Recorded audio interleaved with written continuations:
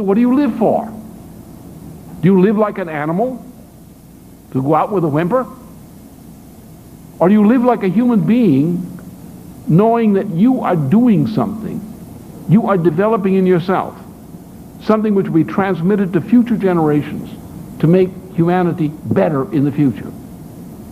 You no longer are a little person living in a little neighborhood with a little mind, with little ambitions and little interests. You suddenly become a very big person because you have the minds of some of the greatest people in history before you live in you, in your replication of what exactly their act of discovery. You do things with pride to say, he was right. This was a great discovery. We've got to use it for mankind's benefit. You say, I've got to do something to make the future better for those who come after us. And I can die with a smile on my face because I've lived well. I've lived at peace with the greatest people of the past, or at least some of them. And I can live at peace with joy in the people of the future. I will live forever in this process. That's what it is to be human. And when you think like that and look at other people like that, you don't have a problem. You may have problems, but that's fun. Because if problems force you to attack and solve problems, whether as an individual or in concert with others, that is fun. It's what the puppy does when the happy puppy is playing. The worst thing you can do to a puppy is not play with it. Make it angry. It gets bored. The worst thing you do to a horse is not play with it, not work with it. It gets bored. It's unhappy. May get sick and die on you. It has no purpose in life. Human beings have a different kind of play. It's that kind of play called cognition in respect of past and present, which makes an absolute moral difference, which defines the individual person as a creature made in the image of the Creator. When you think in those terms, then you think accordingly. Now, how do we get out of this mess? I've defined implicitly what the problem is. The problem is we are gripped by a system, a doomed system, a self-doomed system. This system, this financial monetary system, with its legal trappings such as Scalia, with its popular trappings such as popular opinion, this system, with its lack of sense of what humanity is, a lack of moral principle. There is no moral principle. If you don't have a sense of what humanity is, as I've described it, you have no morality. It's all mechanical. There's no morality in it. Morality involves passion. And passion, moral passion, is love for human beings. It's love for those who created people who went before you. It's love for those who are coming afterward. To do nothing shameful in the eyes of those who came before you, even if you disagree with them.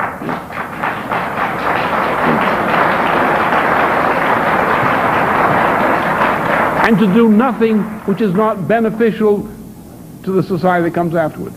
No, in Plato called this agape.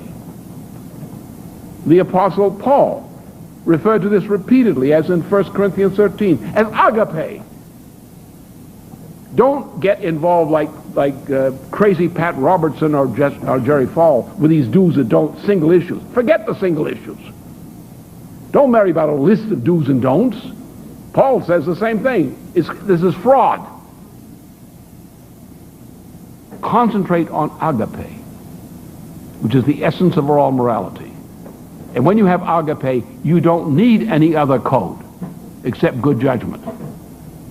Agape essentially is knowing what a human being is, knowing what humanity is, knowing what cognition is, and loving what you have received as benefits from the past, cognitively, and loving the future by giving to the future that which the future as human needs.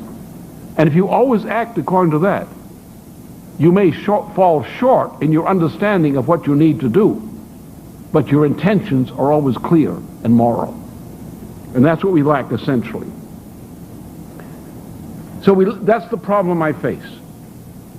I live in a society in which my generation was degenerate, became my degeneration. And my degeneration taught their children to degenerate still further. And now the thing is collapsing. And people are saying, "How, you got to fix the system.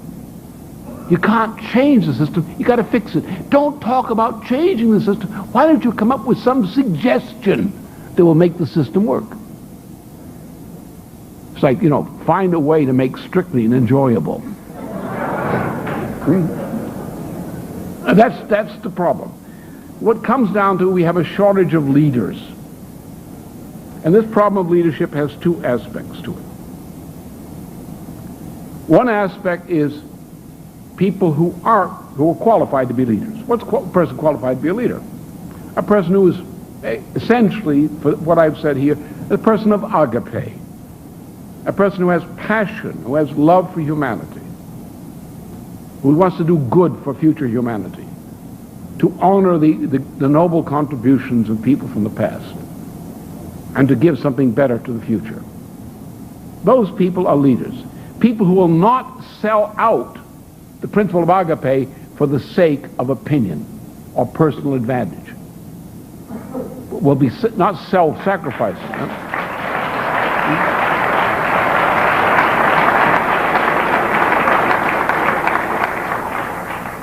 What they have done in the United States in particular, what has been done to the American people, and I've only indicated the surface of this, the highlights of that over the recent period. When I came out of service at the end of the war,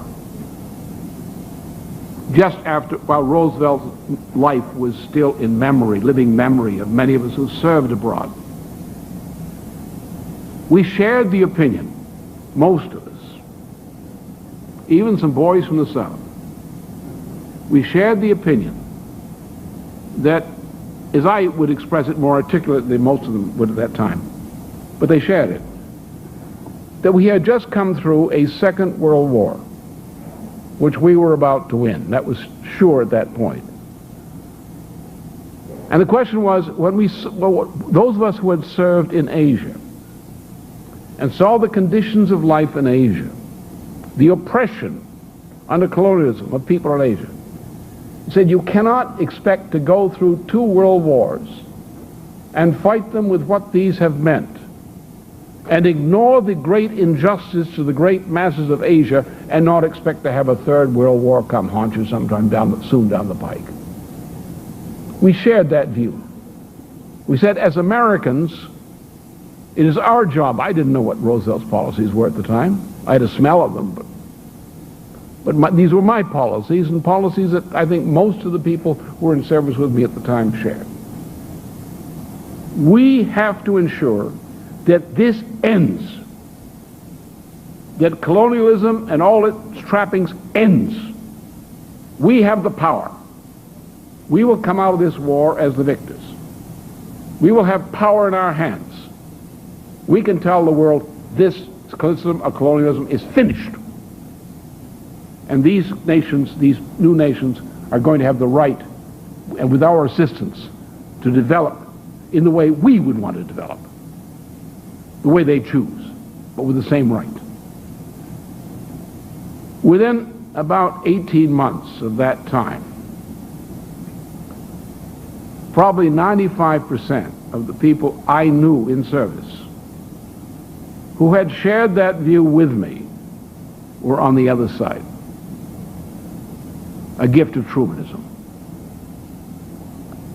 These were the people of my generation, the returning World War II veterans. Most of them sold out and were totally corrupt. I saw it. It stunk. I hated it. I saw my friends being self-destroyed. To see one destroyed is bad, but to see a person self-destroyed is the most horrible thing. These people became opportunists. They told their children, especially those in suburbia, be careful. Be careful. The neighbors are watching. And the children became shallow-minded hypocrites who would get, on the one hand, from education, those who had better education, would get a sense of certain values were good and certain were bad. Certain things were fair, certain things were unfair. These kinds of positive values would occur. But they were very shallow. They didn't have a deep sense of morality. They didn't have a sense of putting your life on the line if necessary for a principle. You don't put your life on your line because you want to die. You put your life on the line because it's so important to you to defend and uphold a principle that you will not hesitate to risk your life to defend that principle. And that's what these little kiddos didn't get. And when they got hit, as others did, with the 1962 missile crisis, and then with the assassination of John Kennedy, most of the generation, of the children of my generation, went crazy. It was called the rock, drug, sex counterculture. You know what happened, the 68 phenomenon. As it occurred in the United States, as it occurred in Europe. These things happened. And I found myself more and more, as we got into the 60s, middle 60s, standing alone. There was nobody there to lead, not really lead. People called themselves leaders, but they were all fake. And I found myself standing alone. I just said, I got to do something. I must do something. So I did it. And some people in the room know or had some experience with what I did. Now, I was right. The first thing, I was a good economist then, a very good one, probably the best, at least on performance. You look at the past, look at what I forecast, what I taught. I was better than anybody I know today alive from that period or even today. I was the best. So I took my skills and knowledge and I just intervened on campuses and began impromptu educating young people wherever I could find them. And out of that came a movement. I did some more forecasting. And I was right. I have never made a forecast which did not turn out exactly as I specified it. Never. I've been at forecasting actually for more than 40 years. I never made a mistake in that. Well, I was also careful. I didn't forecast if I wasn't sure. Someone says, give me a prediction. I say, no. I'll give you the ones I have. I don't make these things up, on demand. I'm not like a slot machine. You put a quarter in and get a forecast out. 71, the collapse. What happened in the late 60s? A series of monetary crises leading to a breakdown of the Bretton Woods system as it now existed, unless certain changes were made. It happened exactly that way. 1967, the British pound sterling crisis. February, March, 1968, the dollar crisis. 1970, the Penn Central and Chrysler crisis. 1971, the collapse of the entire monetary system. 1975, a new wave of this. Then came the Carter administration, which destroyed all regulation to speak of. Destroyed everything, infrastructure upon which this country was based. And we're suffering today because of a collapse of infrastructure which has been in progress for 30 years. For 30 years, the United States has had a negative investment in basic economic infrastructure, in transportation, in urban development, in power generation and distribution, in medical care, and so forth. We have been destroying ourselves as a nation over 30 years, culturally and every other way. And I found myself standing alone. I warned against Carter in a campaign I ran in 1976, and I was right. I warned against what Carter represented and what Bush represented in 1979, 1980 in that campaign, and I was right. I warned what was coming out of the degeneration of the Reagan administration in 1984 in the presidential election campaign, which changed history in this country and in the world. And I was right. 1988, I forecast the immediately following collapse of the Soviet system and outlined what had to be done about that. And I was right. But I found myself, as you know, largely standing alone, surrounded by a few friends and a few friendly souls who would agree with me. It's a terrible responsibility to stand as I do at my age and to have these responsibilities. Because if I were to be taken, I don't know what would happen to the rest of you. And I'm not talking just about the United States, I'm talking about the world. Because in this United States, I know the institutions of the United States, at least well enough to know what the story is. There isn't in the whole pack of political party leaderships, there is not the essential ingredient to save this nation. We have to inject it. And I, above all, have to inject it, which is why I'm running again.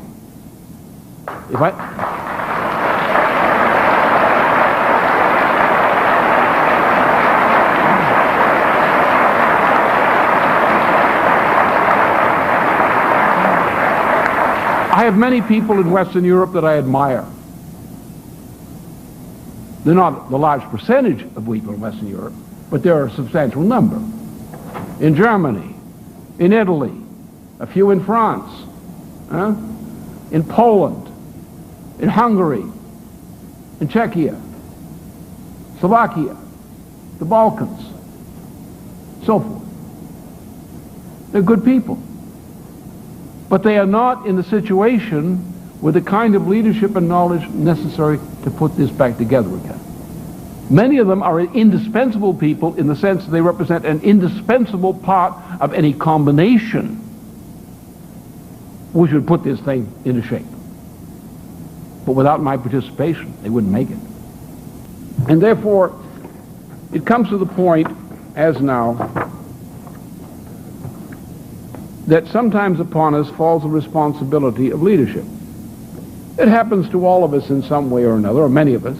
Every physician will face that, because every sick person is a different person with a different disease, no matter what the diagnosis is. And the physician has to face the responsibility of dealing with that problem. A great teacher teaching a class of students faces the same thing about saving these young minds, a responsibility for saving them. Under these conditions today, it's a great, awesome responsibility. For some of us, the responsibility of the same singular variety comes in a different way, each in a different way. But to all of us, one thing is in common. When destiny has given you a vocation, and you have a mission, especially when you're the only one to play a key part in realizing that mission, you better accept it and do it. Welcome to today's recollection of Lyndon LaRouche, as well as of President Abraham Lincoln, America's greatest poet. Today is Lincoln's birthday, born in 1809. And Lyndon LaRouche passed away on today, February 12th, 2019. The speech that you just saw was given 10 days before the events of September 11th, 2001.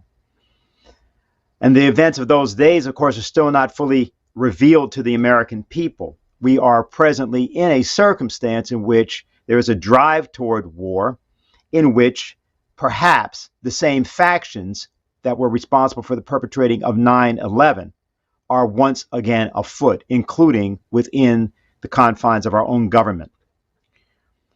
The events of those days are still not fully revealed. And even in the recent allocation of $3.5 billion of Afghanistan's money to the families of 9/11 victims, the cover-up concerning the true perpetrators of 9/11 is being continued. Even more importantly than that, however, is what could have happened that day on 9/11. And to give you an idea of what could have occurred that day and what can occur right now, we're going to look at the time the thermonuclear war almost occurred and you knew nothing about it at all.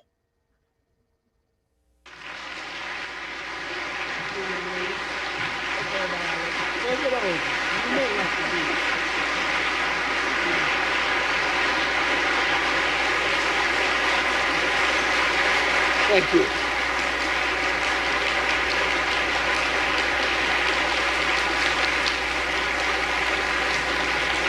Thank you.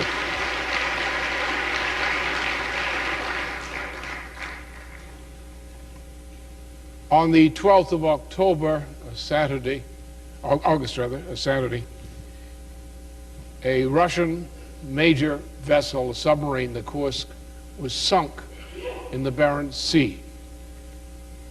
Some hours later, the location of the sunken submarine was located, and in the following hours, the President of Russia, President Vladimir Putin, telephoned the President of the United States, Bill Clinton. They met by phone. There were discussions with the respective military groups, advisors on both sides. The two presidents discussed, and thermonuclear World War III was avoided. That's the fact of the matter, the essential fact. That is something for you to consider, because for those of you who believe that you know what's going on right now in the confrontation between the United States and Russia, ostensibly around Ukraine, we would suggest to you strongly that you probably don't. What if Vladimir Putin had not responded that way? On September 11th, Vladimir Putin made sure to be the first head of state to contact President George W. Bush to let him know that the strategic rocket forces of Russia were standing down. In the present circumstance that we all hear is unfolding, whatever we are hearing about that, one thing to think about is how should a president evaluate another president? A little bit later in that talk that you've just seen a bit from, which was a year earlier in 2000, Lyndon LaRouche offered such an evaluation. This is the issue. What's happened, we have gone into, since 1971 in particular, 66, 71, since the rise of Kissinger, we've gone into a period of a great global decline, especially in European civilization. If you look at the charts of Europe, European civilization in Western Europe, look at the United States since 1966. Look at what's happened in Russia, especially since 1990, 1992. Look what's happened in the Balkans. Look what's happened in Eastern Europe. The conditions in Eastern Europe today are worse than they were under the Soviet Warsaw Pact, by far. The conditions in East Germany today, the economic conditions are worse than they were under the DDR, under the Soviet regime there. Situation in Indonesia, unspeakable. Africa has been a victim of genocide ever since the middle of the 1960s, and the genocide, especially sub-Saharan Africa, and the genocide is willfully spreading. Since 1966, it's been the policy of the United States to promote genocide. The policy of the State Department, official policy, that U.S. lending policy, U.S. foreign policy in general, especially since Kissinger, has been to regulate the foreign policy of the United States to ensure the reduction of population in Africa and in South America, to conserve the natural resources of these regions for the future use of Europeans at the expense of the present inhabitants, to make sure that the Africans and people in South America, Mexico and so forth, don't use up the natural resources which the Kissinger's sponsors covet for the later part of this century. It's been the policy. We have entered a period, a dark age, like the period from the launching of the Guelph League Wars, about 1240 AD, into the new dark age of the middle of the 14th century, a period of moral, economic decline and cultural decline, which the very existence of civilized life on this planet, while maybe not threatened with extinction, is threatened with near obliteration for periods as long as several generations. That's where we stand. And that's what the issue is. That's the strategic issue. Now the question today is, how can we save the nation state? Because the idea of the nation state, as the Declaration of Independence and the preamble of the Constitution in particular define it, is the only thing that can save this planet from a dark age.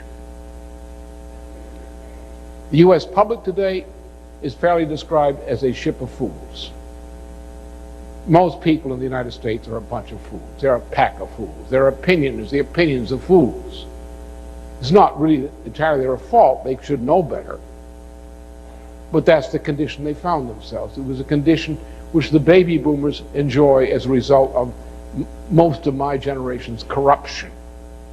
But the baby boomers studied well and became more corrupt than my generation succeeded in becoming. They became very influential and quite naturally produced a generation which is more corrupt than they were. We now have produced the younger generation of Pokemon addicts who are prepared to kill their grandparents and eliminate the record of the cycle. The issue here is how to revive this nation. The theme which I chose for this event today was chosen because of the implication of the way in which Russian President Putin and others reacted to the sinking of the Kursk. Obviously, from what I've said, and if you look at what I wrote and spoke in October of 1999 in Storm Over Asia, nothing that happened surprises me.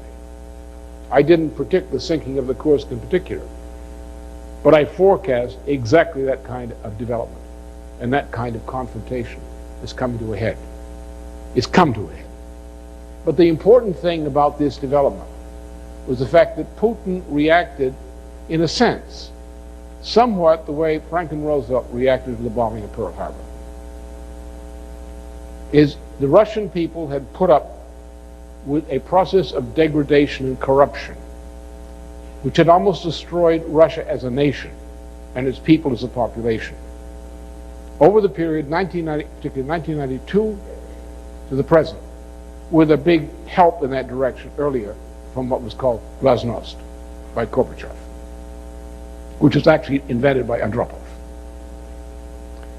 So finally, a Russian president has acted in a way which portends a possible turning of the corner in Russia. And that is a mixed blessing, because actually the nuclear threat continues. And as long as idiots like Brzezinski are running loose and threatening to make war on Russia and other places, the possibility of a nuclear reaction against Brzezinski and Gore and George Bush Jr. is there. So it's a very mixed blessing. But Russia has shown in its present leadership a determination to survive and to recover. The possibilities for that recovery are significant. That is the only way that a competent American president can competently evaluate the president of Russia, or frankly, any other president. Today, we have a particularly stark circumstance. And what we're going to do is go right now to Harley Schlanger, who everybody here knows or should already know. He's a spokesman for the LaRouche organization, and he's well known because of his blogs and other things he does. So Harley's going to take us now into the world of the immediate moment, now that we've been prepared to think like LaRouche about that moment. Harley? Thank you, Dennis. Well, as you've just seen from the segments of these presentations that we just showed, Lyndon LaRouche did function always from the standpoint that he would present what was necessary to be presented as though he were president. And I think many people, in seeing him, looking at these old clips, reading his articles, will ask yourself, why didn't we make him president? This is the quality of statecraft that he embodies, that is necessary in a period of potential chaos such as the one we're in right now. It's LaRouche's leadership and his prescience, which comes from his sense of his purpose as a leader, that is missing in this situation. And we have to elevate ourselves so that we can provide that with the kind of boldness and courage and truthfulness that you see embodied in the words of Lyndon LaRouche. Now, what I want to do today is to take an article he wrote shortly after those two presentations in April 2003, which was in the Executive Intelligence Review on May 16, 2003, titled A World of Sovereign Nation States, because it has within it the ideas that are necessary to get out of this current crisis and move into an era of peaceful cooperation that would put an end to the danger of an imperial control leading to war. Now, this was a campaign statement for his 2004 election campaign.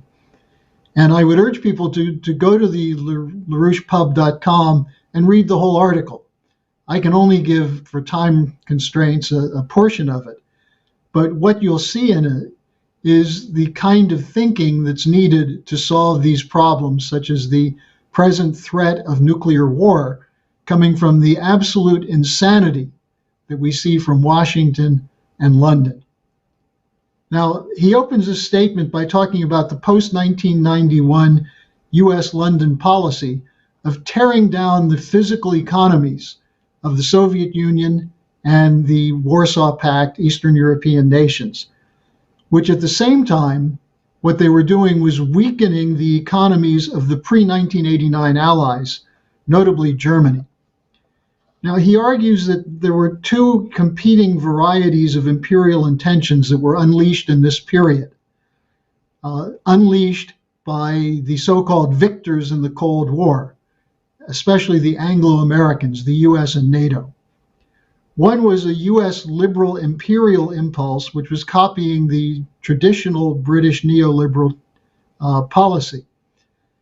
But the second one was an echo of the more openly brutal Roman Empire Nazi approach, which was associated after 2001, after 9/11, with Dick Cheney and Rumsfeld.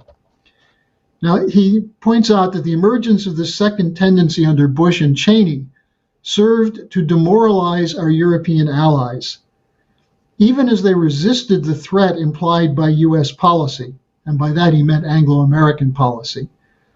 He wrote, they waver out of fearful regard for the hope that they might minimize the risk of becoming a virtually declared adversary of the USA.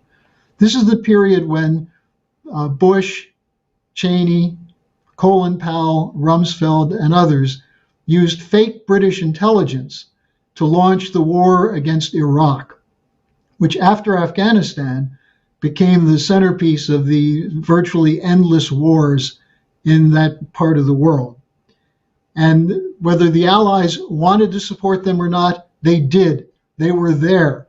They voted to support this in the United Nations. And so this idea of the fear of the power of the United States as the driving force to keep them in, we see this again today. Remember what George W. Bush said at that time. After 9/11, he said, either you're with us or you're with the terrorists. Now, that kind of wavering which we saw in Europe then must be overcome today.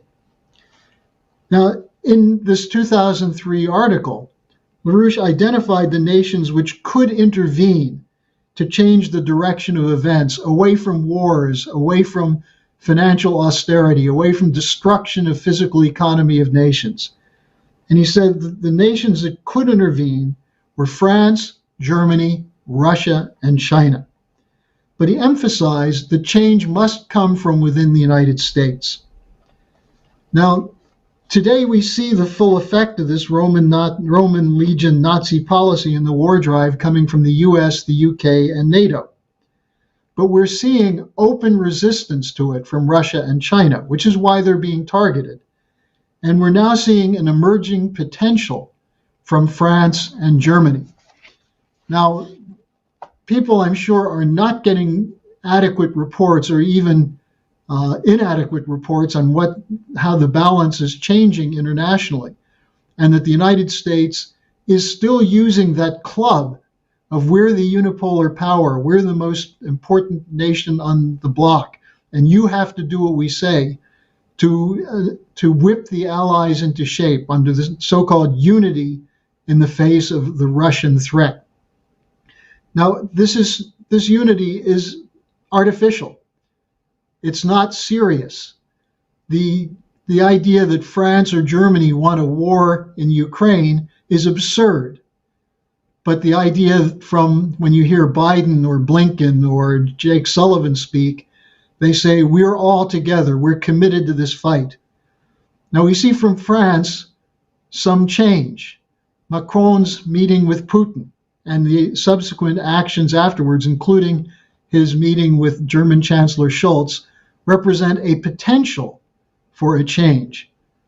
Now, from France, we see something very interesting, which is an op-ed which was just called to our attention today by a German economist named Peter Dietz, who's the former Secretary General of the Bank for International Settlements, and Hervé Hanoun, a Frenchman who is the BIS Deputy Director General.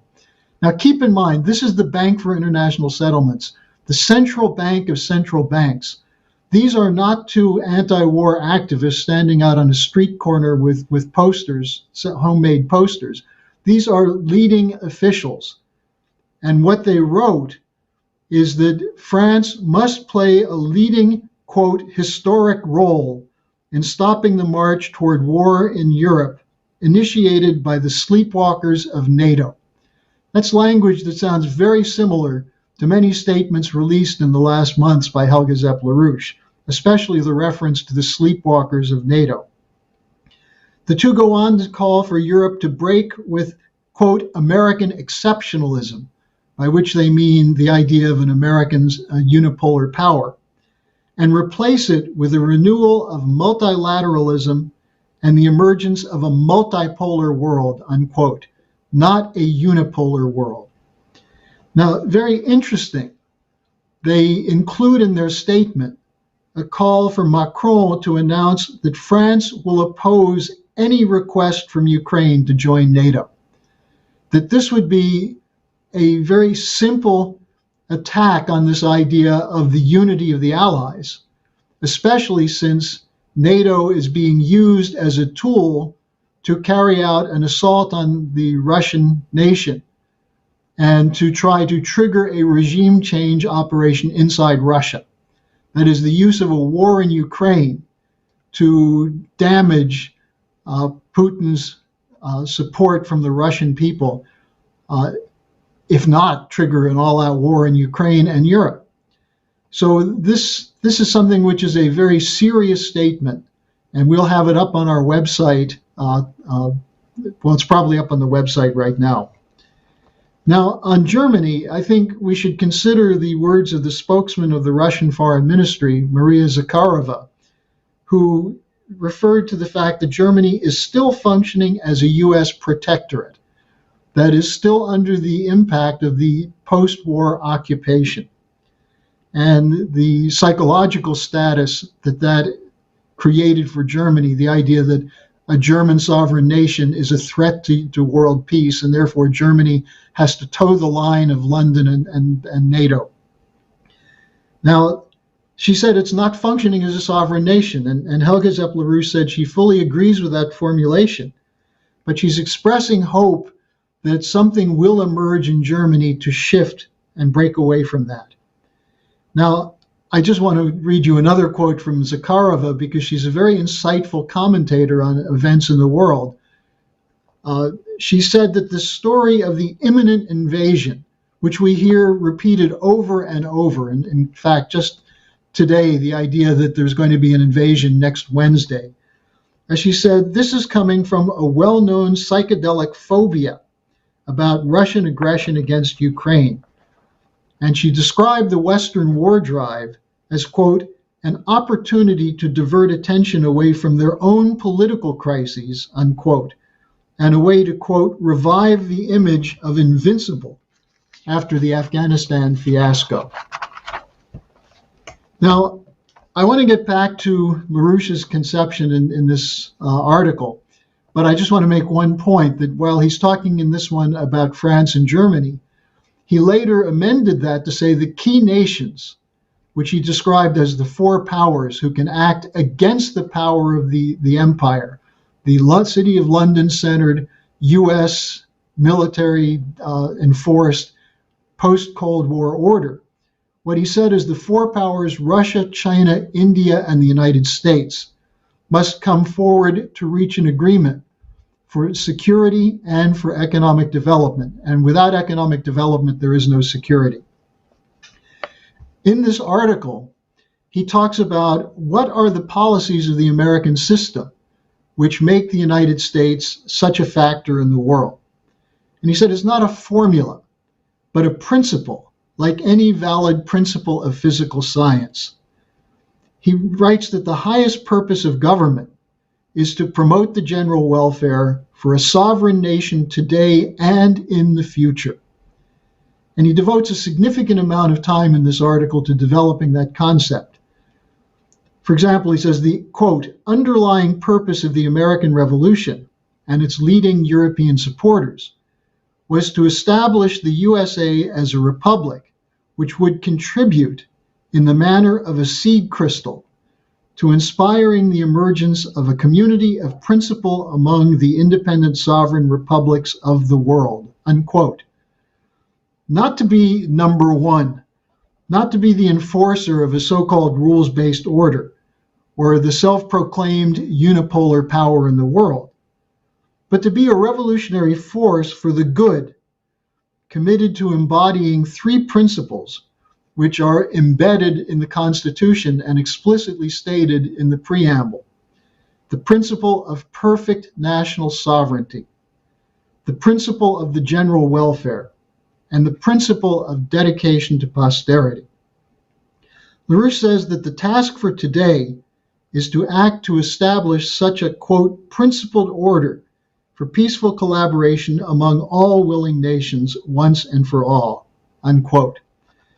Now, the effectiveness of that sovereignty, or I might add the ability to defend and sustain it, he writes, depends on the development, sharing, and preservation of knowledge, which depends on achieving a continuing process of improving the existing culture of that people, including the crucial language culture within which the social processes of deliberation chiefly proceed. As you saw in those clips, he was convinced, rightfully so, that that kind of language culture no longer exists in the United States, especially today with social media, but even from the results of the rock, sex, drug counterculture.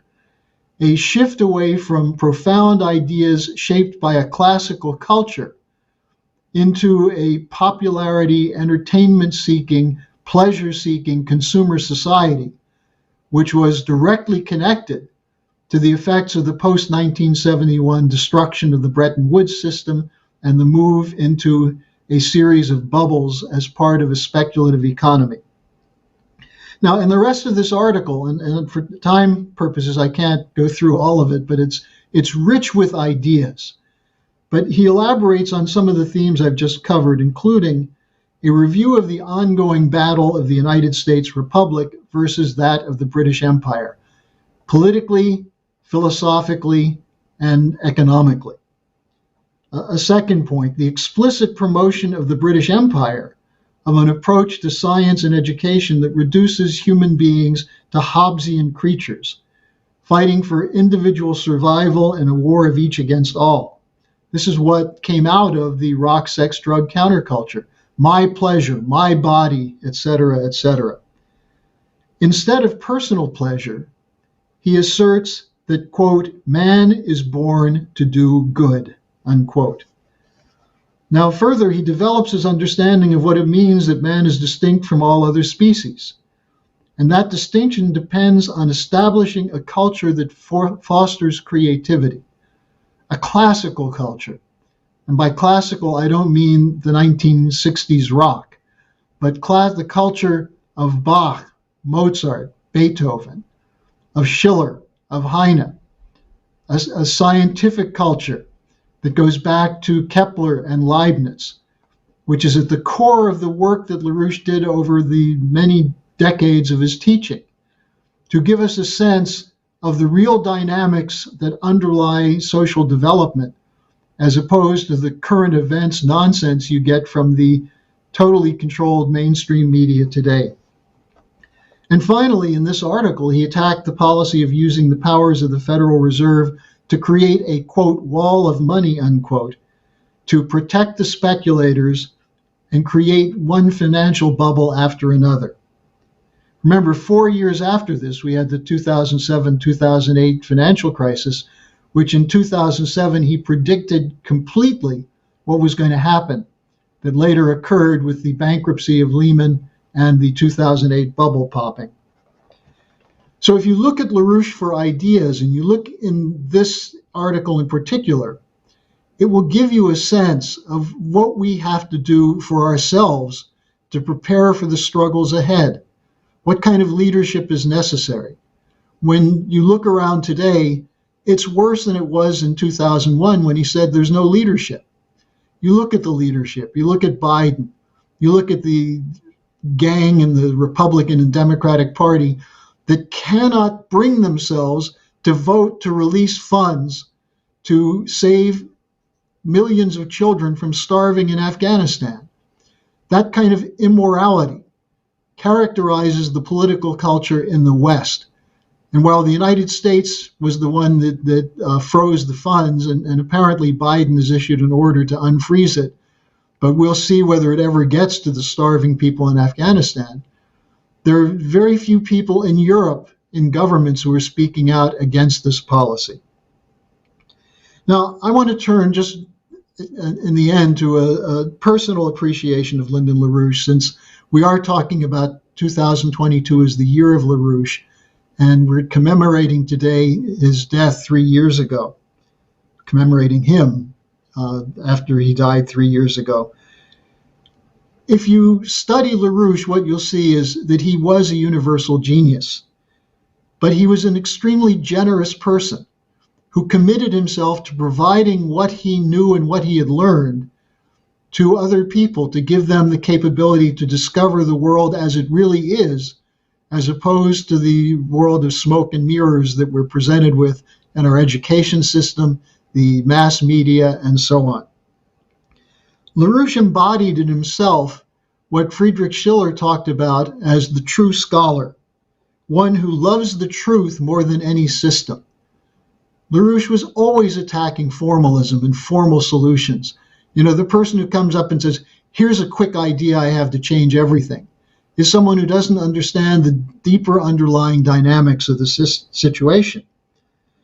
But no matter what he confronted in his lifetime, the dangers of wars, the financial crash, the personal attacks on him, including his illegitimate jailing and the continuous slander even to today.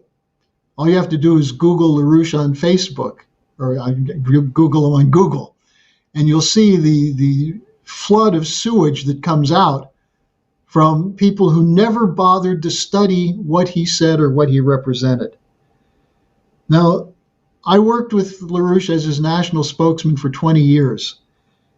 I never saw him without an ability to find a flank in a situation, often very surprising. I can remember with a great sense of privilege sitting around with him when a new crisis would emerge and watching him come up on the spur of the moment with a series of ideas to address it, none of which were predictable, none of which were available from a pre-planned laundry list, but which came out of his creative ability to always look at the top. Who are the enemies? What are they doing? For what purpose? And what are the great potentials that we have, which he discovered in this idea of the four powers and in his four economic laws? I think if we're going to get out of this crisis, and it is a profound crisis, and in the webcast dialogue I did with Helga Zepp-LaRouche yesterday, she said that we must not stop for an instant our commitment to stopping this war drive, because the war drive is real. And the attempt to make you think it's not real is part of the whole game. That is, on the one side, the Biden administration is saying Russia's about to invade. On the other hand, they're saying because we're preparing deterrence with massive sanctions and economic pain for Russia, and because we're exposing their false flags, they may not do it. Well, that's an extremely dangerous game because the false flags are going to be run by the British and the Americans if they're not stopped. So if we're going to achieve a peaceful world, one based on economic development, the idea that every child is a unique creature of God with the capability to master the principles of the physical universe and play a role in providing solutions to future problems. If we're going to do that, I would suggest people take time, besides the time you take to organize others, to study the richness of the works of Lyndon LaRouche, which we're going to be producing in a second volume of the LaRouche Legacy series, which we're going to be posting regularly on our websites, and make sure these ideas get to the people who need them, whether you're talking to congressmen and city councilmen, whether you're talking to union leaders, religious leaders, or your family. Don't be fearful. Take from Lynn this idea that fear is what turns us into little people. So that's what I wanted to present today, Dennis. Thank you very much, Harley. And we'll be back. For everybody that is interested, I know that there have been a couple of inquiries. We will be having questions. If you have questions for us, we will take them at the conclusion of today's presentations. But next, we're going to hear from Renee Segerson. Renee was a colleague of Lyndon LaRouche for a half century. She's known me for that long as well. We've been involved with a lot of different elements of the fight that Lyndon LaRouche conducted over that half century. She worked in the intelligence sector of the LaRouche organization and has also done a lot of work, particularly in the cultural sector. I want to just call attention to the fact that she and John Segerson in particular played critical co-authoring roles in the creation of what's called the Manual on the Rudiments of Tuning and Registration. This is available from the Schiller Institute. And this is a particular area of Lyndon LaRouche's work which is completely unique for anyone in American history who was a political figure or known primarily as a political and economic figure. Not that there were not people that have had interests of that type, but in terms of LaRouche's competence on this matter and his interest in the matter, that was unprecedented. So there's a lot I could say about what Renee's role has been, but I think she's got her own evaluation of her relationship to Lyndon LaRouche and some things about Lyndon LaRouche that we often don't emphasize enough, mainly his work as an economist and a statesman, and the way in which his work as a thinker was one thing, just a single unified role. So, Renee, good to see you. You have the floor. Afternoon. I hope you can hear me all right. Am I coming across? Yeah. Okay, great. So as Dennis indicated, I've been asked to provide a kind of introductory overview of LaRouche's lifetime work in the science of economic development. And doing this on the calendar day of his passing and of Abraham Lincoln's birth cannot help but evoke a very strong physical sensation of what St. Augustine and Lyndon LaRouche identified in the notion of temporal eternity. It's a sensation that the past, the present, and the future suddenly become a single thought object, while what we discuss today at this moment shapes the world even as we speak. And I was somewhat surprised because, as Dennis indicated, this was not my particular field of collaboration with Lyndon LaRouche, although I did help on some of the economics projects back in the 1980s.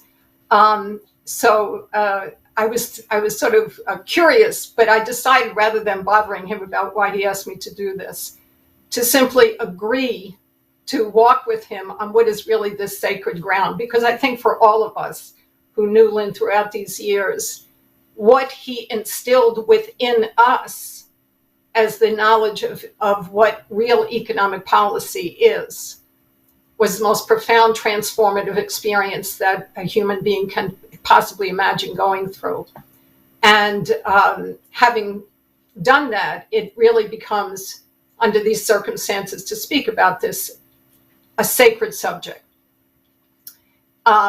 It's also the case that everything we do in behalf of disseminating LaRouche's work on economics impacts the battle we are at this moment waging for solutions to the existential world crisis. LaRouche's work on economic forecasting was not about betting on the outcome of events, as has become epidemic in today's culture, but rather towards pointing mankind in the direction of what he named successful survival from one generation to the next. In 2005, LaRouche stated in an EIR feature entitled From Kant to Riemann, the ability to predict, or better said, forecast the physical outcome of man's behavior is a subject of a higher, more rigorous form of psychology and of the social psychology of the sovereign individual mind. This idea of predicting, as is the presently customary intention expressed by the use of the word, implies a profoundly incompetent view of man's role and capabilities within organization of the universe. At best, we can see certain important consequences of our decisions or lack of decision. At best, we can foresee the nature of our obligation to warn our fellow citizens and to act ourselves in ways which correspond to the problem, which we can foresee as probably even almost certain. All attempted prediction or forecast of social phenomena, such as economic developments, is essentially a subject of which might be termed the science of physical psychology, mankind's relative power of mind within and over what is regarded as the physical universe. Therefore, we must think of physical psychology as the kernel of the social psychology of the truly sane individual mind. So here we already have a presentation of the idea of the individual mind. That individual's relationship to all of humanity and of humanity's relationship to the totality of the universe. This is the domain of real economics.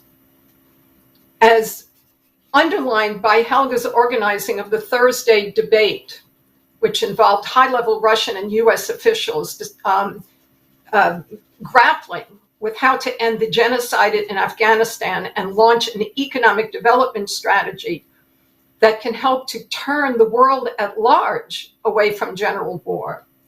This is exactly the battleground on which Lynn's discoveries in economics are breaking new ground. In fighting for his approach to economics, we are addressing the development of humanity by addressing the mindset of the individuals who lead society and are thereby defending the sacred right of every individual to develop their God-given creative potential.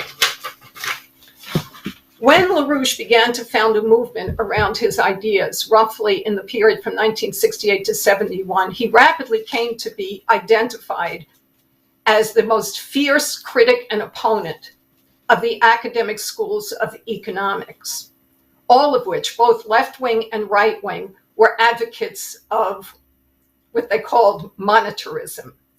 That is, all the university economics in the United States and most of the transatlantic world, typified by names such as Milton Friedman of the University of Chicago or John Maynard Keynes of the London School of Economics, had become under British imperial influence a cult which fixated on the circulation of money and the fluctuation of money prices as the source of economic activity and the root of some kind of mysterious growth.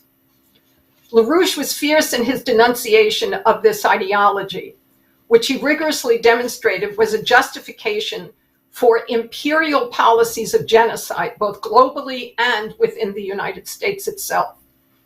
encountering this British game with his work on scientific physical economy in the 1970s, LaRouche triggered a rediscovery of the American system of economics, a name originally adopted in the 19th century to contrast the American method of Hamilton, Quincy Adams, Lincoln, etc., to the British imperial system.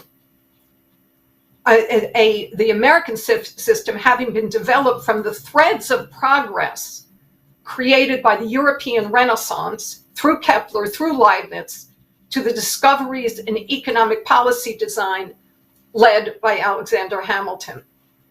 After the World Wars of I and II, nearly all knowledge of the American system of economics, which combined concepts of physical economy to the idea of sovereign credit, which is not the same thing as money, had been buried in propaganda about the US special relationship to Britain and habits of consumerism that horribly corrupted the US political leadership. Through the influence of the military-industrial complex and the effects of the Kennedy assassinations of the 1960s, not just the memory, but the impulse to think in terms of the principles of physical economy had virtually disappeared. LaRouche did not simply revive past knowledge. He developed the cutting edge of a new fundamental discovery in economic forecasting, which is the preparation for economic development and design, which cut at the very core of the imperial design, which uses fetishes about money and popular opinion to lower the level of mental functioning of thinking within populations. The power of LaRouche's criticism of monetarism rose from this groundbreaking work on economic forecasting. As he often highlighted, Lynn's fundamental breakthrough in developing a method of economic forecasting occurred in the period of 1948 to 1952. His relentless work to that end included intensive study of areas of knowledge ignored by so-called economists. That is, LaRouche connected his work on physical economy and how it is planned in such a way as if to succeed in practice. He connected this work to studies of classical art, that is, music, poetry, and painting, which all address the functional level of the human mind, and as Helga always emphasizes, of human emotions, as well as investigating a form of mathematics developed by the 19th century scientist Bernhard Riemann, which had served as a companion to Riemann's work in physics. If there are two people that Lyndon frequently spoke of as critical to his fundamental discovery in economics, most mentioned were the composer Ludwig van Beethoven, whom we will discuss in detail in the future, and the other was the physicist Bernhard Riemann. Riemann's breakthroughs in economics had emerged as one of the stunning effects of a rebirth of a cultural renaissance that centered around the German-speaking area of Europe during the same time as the American Revolution. Riemann's outlook on mathematics as the companion to scientific advances in man's knowledge of the physical universe was a break with the imperial outlook of the imperial system's chief ideologues, characters such as Sir Isaac Newton or John Locke and David Hume.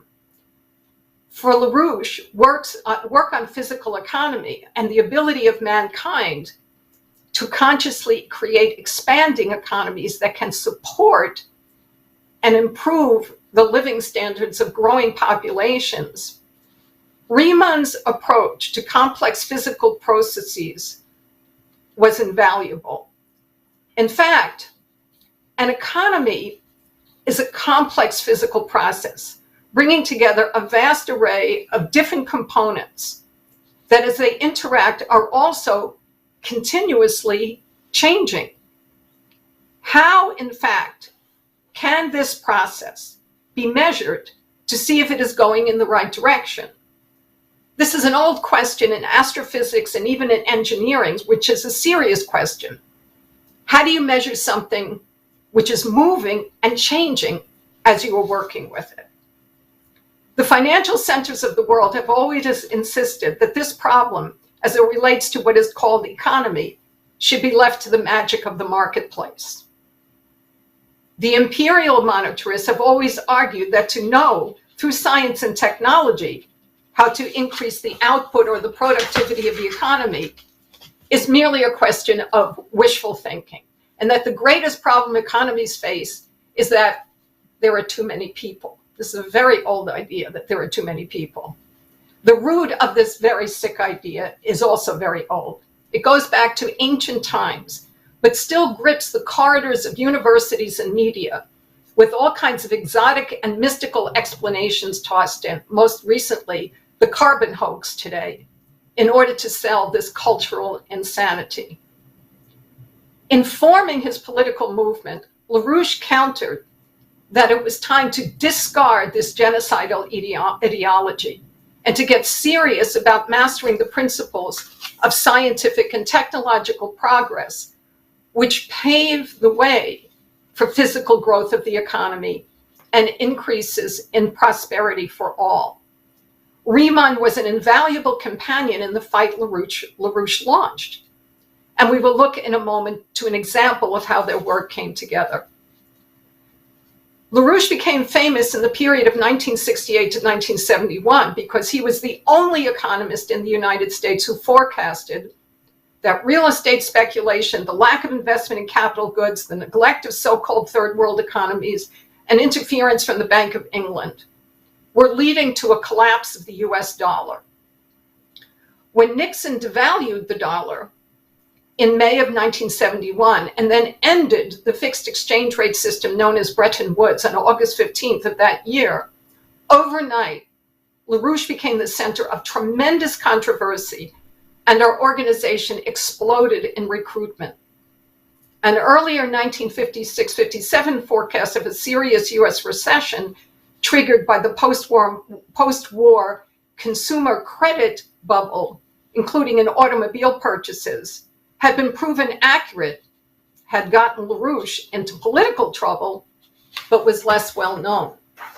The two forecasts, 1956 and 1968-71, convinced LaRouche that his method of economic analysis worked and was a vital approach that had to be disseminated for the survival of mankind. Around 1975, LaRouche's work became renowned internationally as he launched an international campaign to replace the monetarist and genocidal policies of the International Monetary Fund with the founding of an international development bank. Dozens of underdeveloped nations around the world backed LaRouche in this endeavor. In the 1980s, while working with the Reagan administration on the development of the Strategic Defense Initiative, a spin-off of his work on physical economy, LaRouche commissioned associates to produce a sequence of reports demonstrating the effectiveness of what he named the LaRouche-Riemann economic forecasting method. LaRouche's ability to recognize the potential for war avoidance in the development of defensive high-energy laser devices was a spin-off of his recognition of the importance of Riemann's work. During this time in 1982, LaRouche produced a two-part article entitled, "What is an Economic Shock Wave?" It was published in the Executive Intelligence Review, examining the implications for economic policymaking of Bernhard Riemann's discoveries relative to what were called hydrodynamic shock waves. Physical shock waves are complex processes which can be seen even in something as ordinary as a crest at the top of an ocean wave, but which Riemann recognized were relevant to many more physical processes. Riemann hypothesized that such examinations of shock waves would lead potentially to discoveries in the atomic domain, which was still completely invisible in his lifetime. Riemann's ideas on this matter arose before the work on the atom of such people as Albert Einstein and Max Planck, and his hypotheses were proven later to be right. For example, in an 1859 paper, Riemann anticipated that mankind would come to recognize the importance of sonic booms as an example of such simple shock waves, such as that we see in the ocean.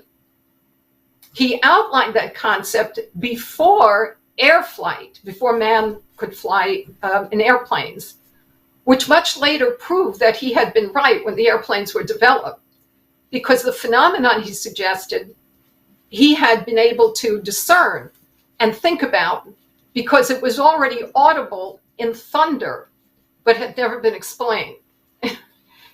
In 1982, LaRouche wrote, and this is our second display there, in explaining sonic booms to children, for example, we point out that as an object moves through the atmosphere near the speed of sound, the air becomes very much like water in one respect. It becomes a relatively incompressible medium relative to the movement of the body. We say that as a result, the air behaves in some significant respects as a hydrodynamic medium, generating the shock wave we identify as the sonic boom caused by a supersonic aircraft's flight or a supersonic bullet's trajectory. So far, the whole matter might appear quite straightforward. Therefore, why should there have been any controversy among physicists concerning the conclusions projected by Riemann's 1859 paper, in which the generation of such sonic booms was first analyzed and predicted?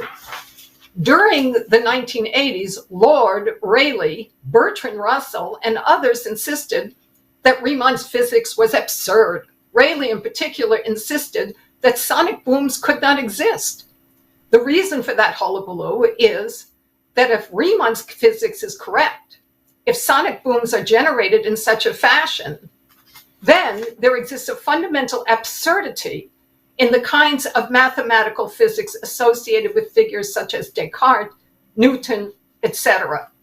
In other words, the kind of physics Riemann brought to bear upon his 1859 shockwave paper implies a different kind of universe than the Newton-Cauchy-Maxwell school insists to exist. The organization of the universe is not Newtonian, but is rather hydrodynamic. It is my own chief contribution to scientific work to have discovered and demonstrated, beginning 1952, that the ordering of economic processes corresponds uniquely to the implications of Riemannian physics. This is really such a beautiful idea. It's just really stunning and moving. So I just want to note that a bond, so to speak, between LaRouche and Riemann was that both were advocates of the early 18th century scientist Leibniz, who in many respects was the man who triggered the 18th century German cultural renaissance, but was also a very positive influence over the circles around Benjamin Franklin. LaRouche and Riemann were impassioned defenders of Leibniz's idea that mankind, through the use of creative discovery, can unlock the necessary and sufficient reason, as Leibniz put it, for all physical effects in the universe. The oligarchical assembly of scientific hatchetmen descending from Sir Isaac Newton and others hated Leibniz and never stopped denigrating his work to try to prevent mankind from making these discoveries. During the 1980s, LaRouche's associates published 4 economic forecasts using a preliminary computerized version of the LaRouche-Riemann method. The reports accurately forecasted the early 1980s Federal Reserve-induced recession, plus created quite a stir when exposing how the Federal Reserve, surprise, surprise, had launched a systematic falsification of the industrial output figures on the US economy. This work with Riemann and the discussion of shock waves was an embedded feature of how Lyndon LaRouche developed his economic intervention, his economic development intervention, after the fall of the Berlin Wall. Since at other times we have discussed on this forum LaRouche's role in designing what Ronald Reagan named the Strategic Defense Initiative, we will simply reference that aspect. That work on the SDI was critical in the tectonic shockwave-like political shift in the global strategic situation when the Berlin Wall came down in 1989. As many of our listeners know, when that happened, LaRouche, who had called for the fall of the wall a year or earlier on US television, was ready to seize this opportunity to the benefit of mankind, but was forced to do so while unjustly imprisoned through the machinations of a very corrupt permanent bureaucracy within the Department of Justice. Please keep in mind that the initiative I am describing was designed by him while he was being held in prison as a result of a judicial frame-up, which it took us 5 years to physically liberate him from. We still need to win the battle for his exoneration, which will serve itself, the winning of such a battle, as a tectonic political shock for the good when that occurs. It will draw a tremendous interest into LaRouche's ideas. Despite this intolerable situation, LaRouche communicated to Helga and others his view of the economic policy approach required to ensure that the reunification of Germany would be beneficial to all of Europe and mankind and serve to usher in a new era of economic development. The very first intervention LaRouche made into the economic development of Europe after the fall of the wall was called the productive triangle. Here is a picture of a map run in 1992 while LaRouche was still in jail, illustrating the area of the productive triangle at that time, the most concentrated area in Europe in industrial production, wedged between the capital cities of Berlin, Paris, and Vienna. Is that graphic up, Jose?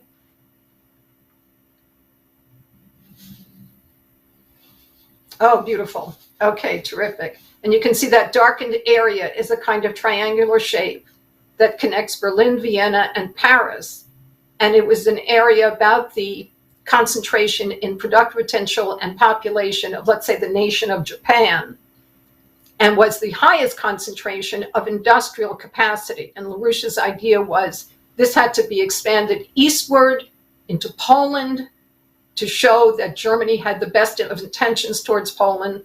Maybe a little bit difficult for Americans to fully understand how important that was at the time as a concept, but then to show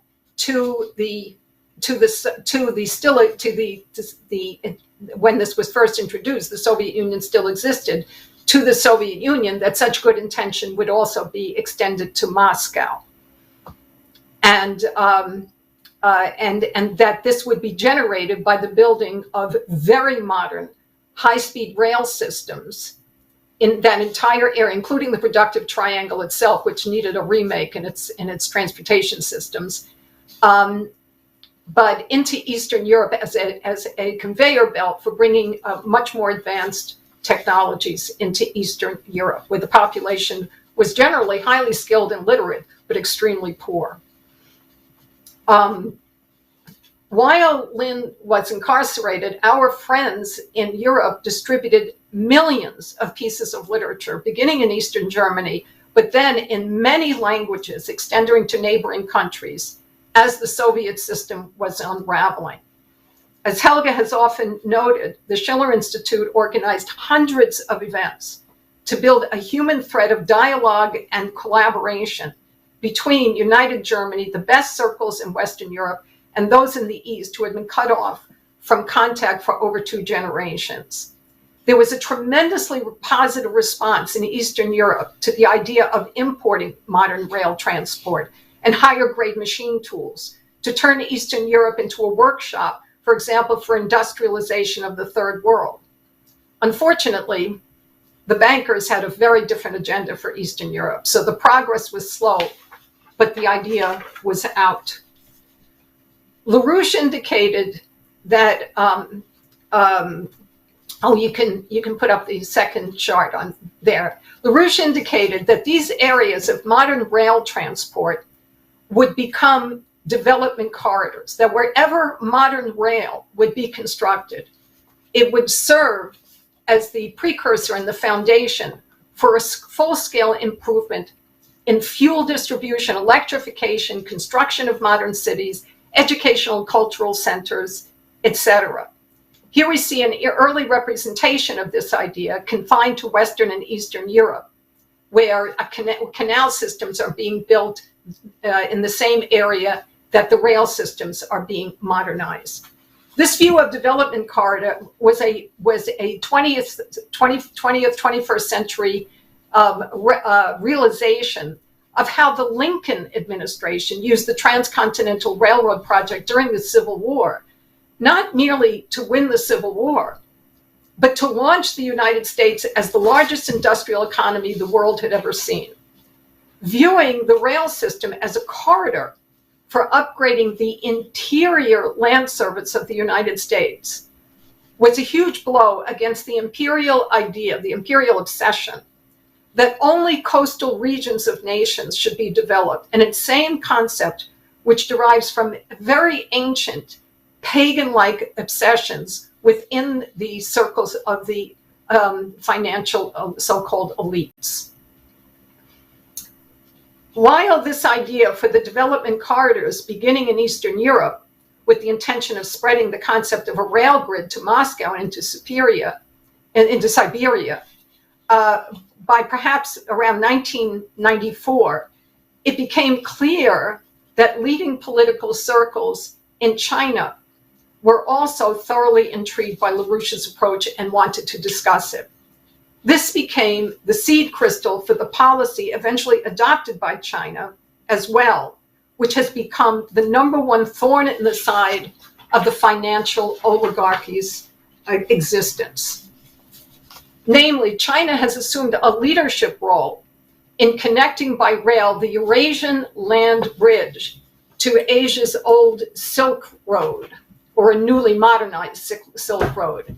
It is this idea of the development corridor, not just building rail for trade between partners that are far away from each other, but everywhere along the route to use the rail system as the foundation for a positive shockwave development in power production, agriculture, water irrigation, water management, modern city building, and so forth. And of course, if anybody doesn't have a copy of our magnificent report on this from 2014, they should get it. You can recognize it by its color. You can find it on the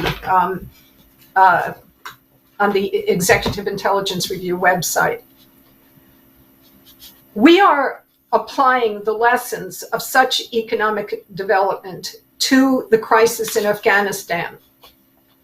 Also, to outflank the games the British have been playing endlessly, really since the 1763 Treaty of Paris, which allowed the British East India Company, the predecessors of the Michael Bloombergs and Mark Carneys of today, when they moved at that time to take top-down control of the British government.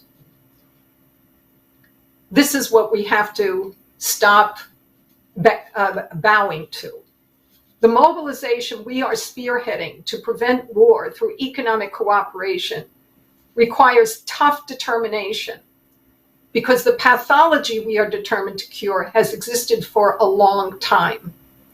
LaRouche has addressed this in a number of articles I will not name, but encourage people to find out about, without blunting the force of hearing him speak on this subject, which he thought about for many decades.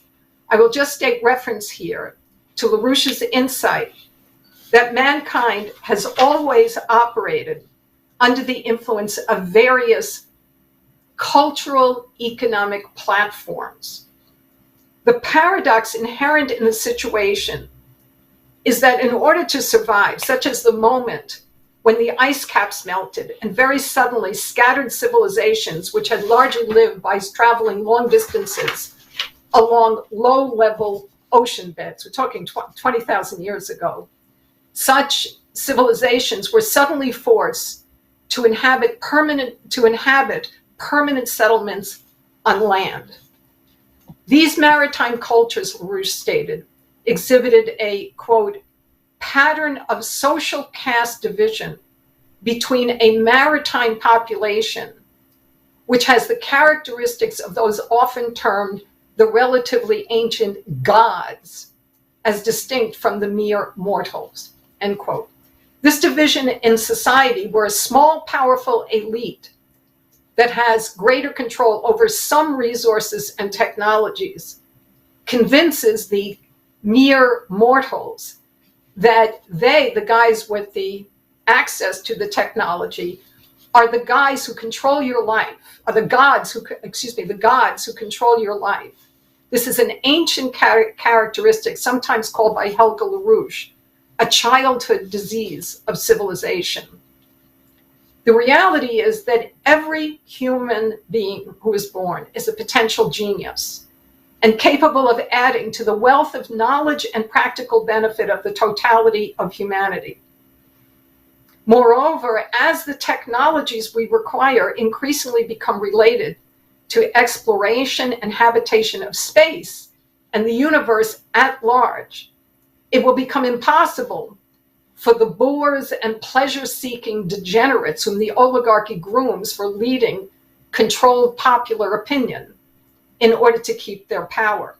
The type of knowledge the average person can and will gain to live in such a civilization which is involved in massive exploration and study of the universe will crush the authorities of those who say mankind is an animal incapable of mastering the principles of the physical universe. The current fight to develop Afghanistan, to end the campaigns of genocide that have followed in the wake of all of these so-called endless wars, provides the need and opportunity to spread LaRouche's economic method worldwide. Thereby, we create the political and moral shockwave that can restore morality based on love of our fellow man and respect for the immortal rights of every mortal being. Okay, thank you very much, Renee. Actually, there's several people who have some ideas about what will be done with your presentation, because it's probably going to be very useful for some of the young people who've been around and never knew what was in many of the earlier writings of Lynn. And we're going to go, well, there's a few ideas about getting it out there, maybe refining it a little bit on a couple of points. And I have actually a clip that we're going to bring up in just a minute, which I'd like you to respond to, both you and Harley. But before I do that, let me just ask Harley if he has anything to say at this point in response to what he's heard or anything otherwise. No, I'd like to thank Renee for the work she put into preparing that. This is, when you talk about Lynn's economic work, it's an extraordinary, voluminous endeavor to go through it. But you can see from the enthusiasm Renee had that it's worth doing. And it's worth doing in the same way that any discovery opens new aspects of the universe to you. And I think this is the most exciting thing for young people about associating with Lynn, when he was alive, of course, but now taking the opportunity to look through this treasury of material and discover a real starting point for your own development. And so, I think it was very useful, and I thank you for doing that, Renee. So we're going to bring up a clip that we will want both of you to respond to, and you'll see why. If we can have that, Jose. What we need is a task-oriented mission task force to undertake the policy planning for precisely this, and it must be international. Now, the peculiar part of this is the case of Russia. Russia has gone from communism to liberalism without passing go, and certainly without getting $20 or $200. It got nothing. As a matter of fact, it lost money on the deal, as anyone knows. So Russia, the problem in Russia is to define itself, again, intention. This will work if Russia adopts the intention of playing that role for itself in a Eurasian development program, which means leading people in Russia must adopt such a perspective. And the Russian people must increasingly participate in that vision of the role of Russia in changing the situation in Eurasia and in Russia itself. Under those conditions, therefore, the role of Russia as a pivot with other parts of Eurasia is crucial. How? Well, first of all, there are conflicts of a historical and cultural nature among most of the nations of Asia. China and India, for example. China and Japan. Korea with China and Japan. And so forth and so on. So that on a bilateral basis, long-term agreements among these nations are very difficult to manage. However, if you have a common mission with a common interest, which involves a great number of these nations together, then you can bring them together in the system of cooperation. This is the natural role in which Russia can play a mediating part throughout Eurasia. What came up with Primakov when Primakov was prime minister on the triangular cooperation which we boosted very much and pushed for among Russia, China, and India to bring the nations of Asia together in this form. That is a viable idea. It has to be given more legs to walk on and a mind to direct it in that sense. Okay, so I'd like you both to respond. Obviously, there are many different elements in that. There's the whole question of geopolitics, which, of course, he's flipped over on its head. There's the issue of development corridors. There's many things. And this was in his dialogue with Russian intelligentsia, which I believe was also around 2001, if I'm not mistaken about that. We can get the exact date. So, Renee, why don't we go to you first, and then we'll go to Harley second. Well, just hearing what Lynn had to say made me think of Primakov, because I think Primakov would have had the best understanding of anybody. And I'm not saying that there aren't other people who may view things this way, but he was unique in the entire Soviet and particularly post-Soviet system in being able to relate to this idea that that Russia's historic strategic problem, which is that there's all these people who want to invade them, and also, the internal cultural questions that help to that help to shape in a way that wasn't the greatest thing for the Russian people. That he did understand that economic cooperation with countries like India were really vital for Russia's survival, and that Russia could play a major role in helping to transform the entire region and by extension the entire world. So it makes me think of his legacy in that regard.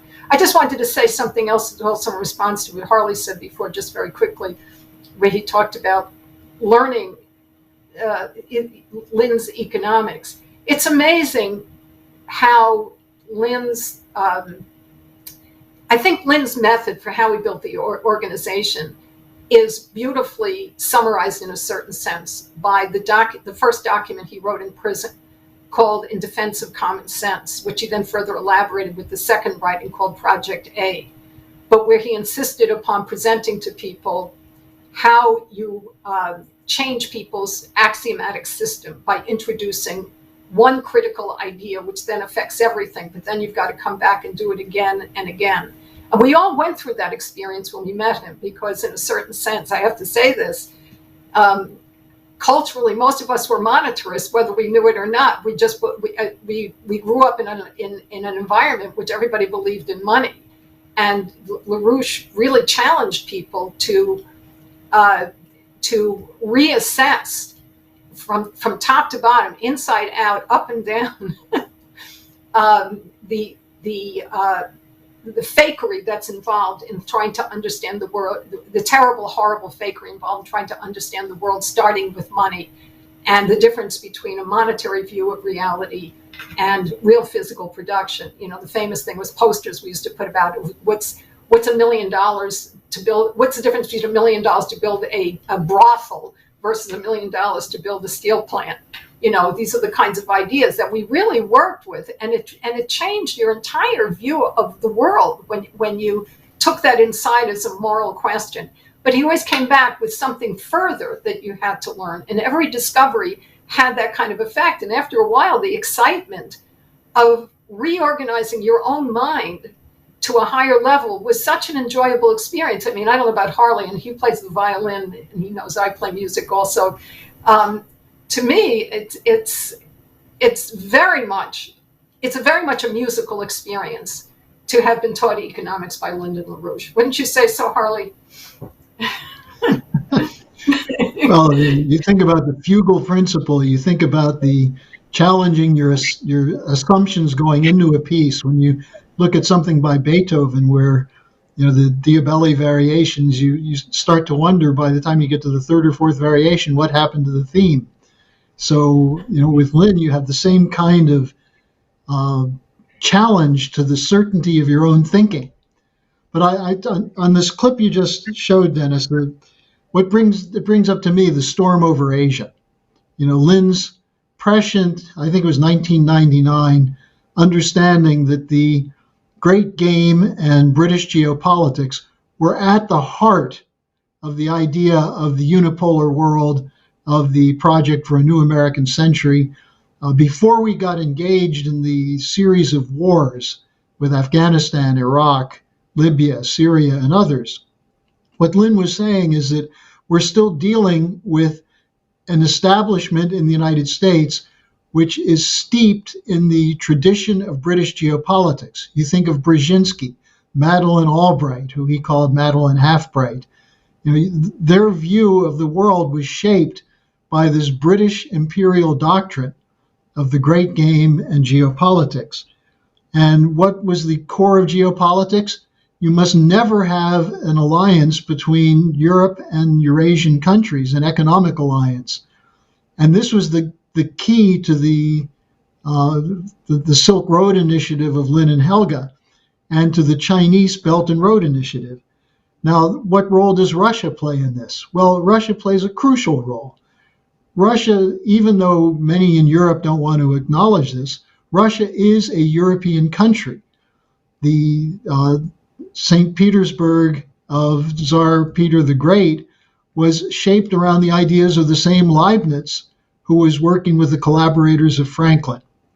And you have this tradition in Russia of, at the one time, you have it's Asian and European.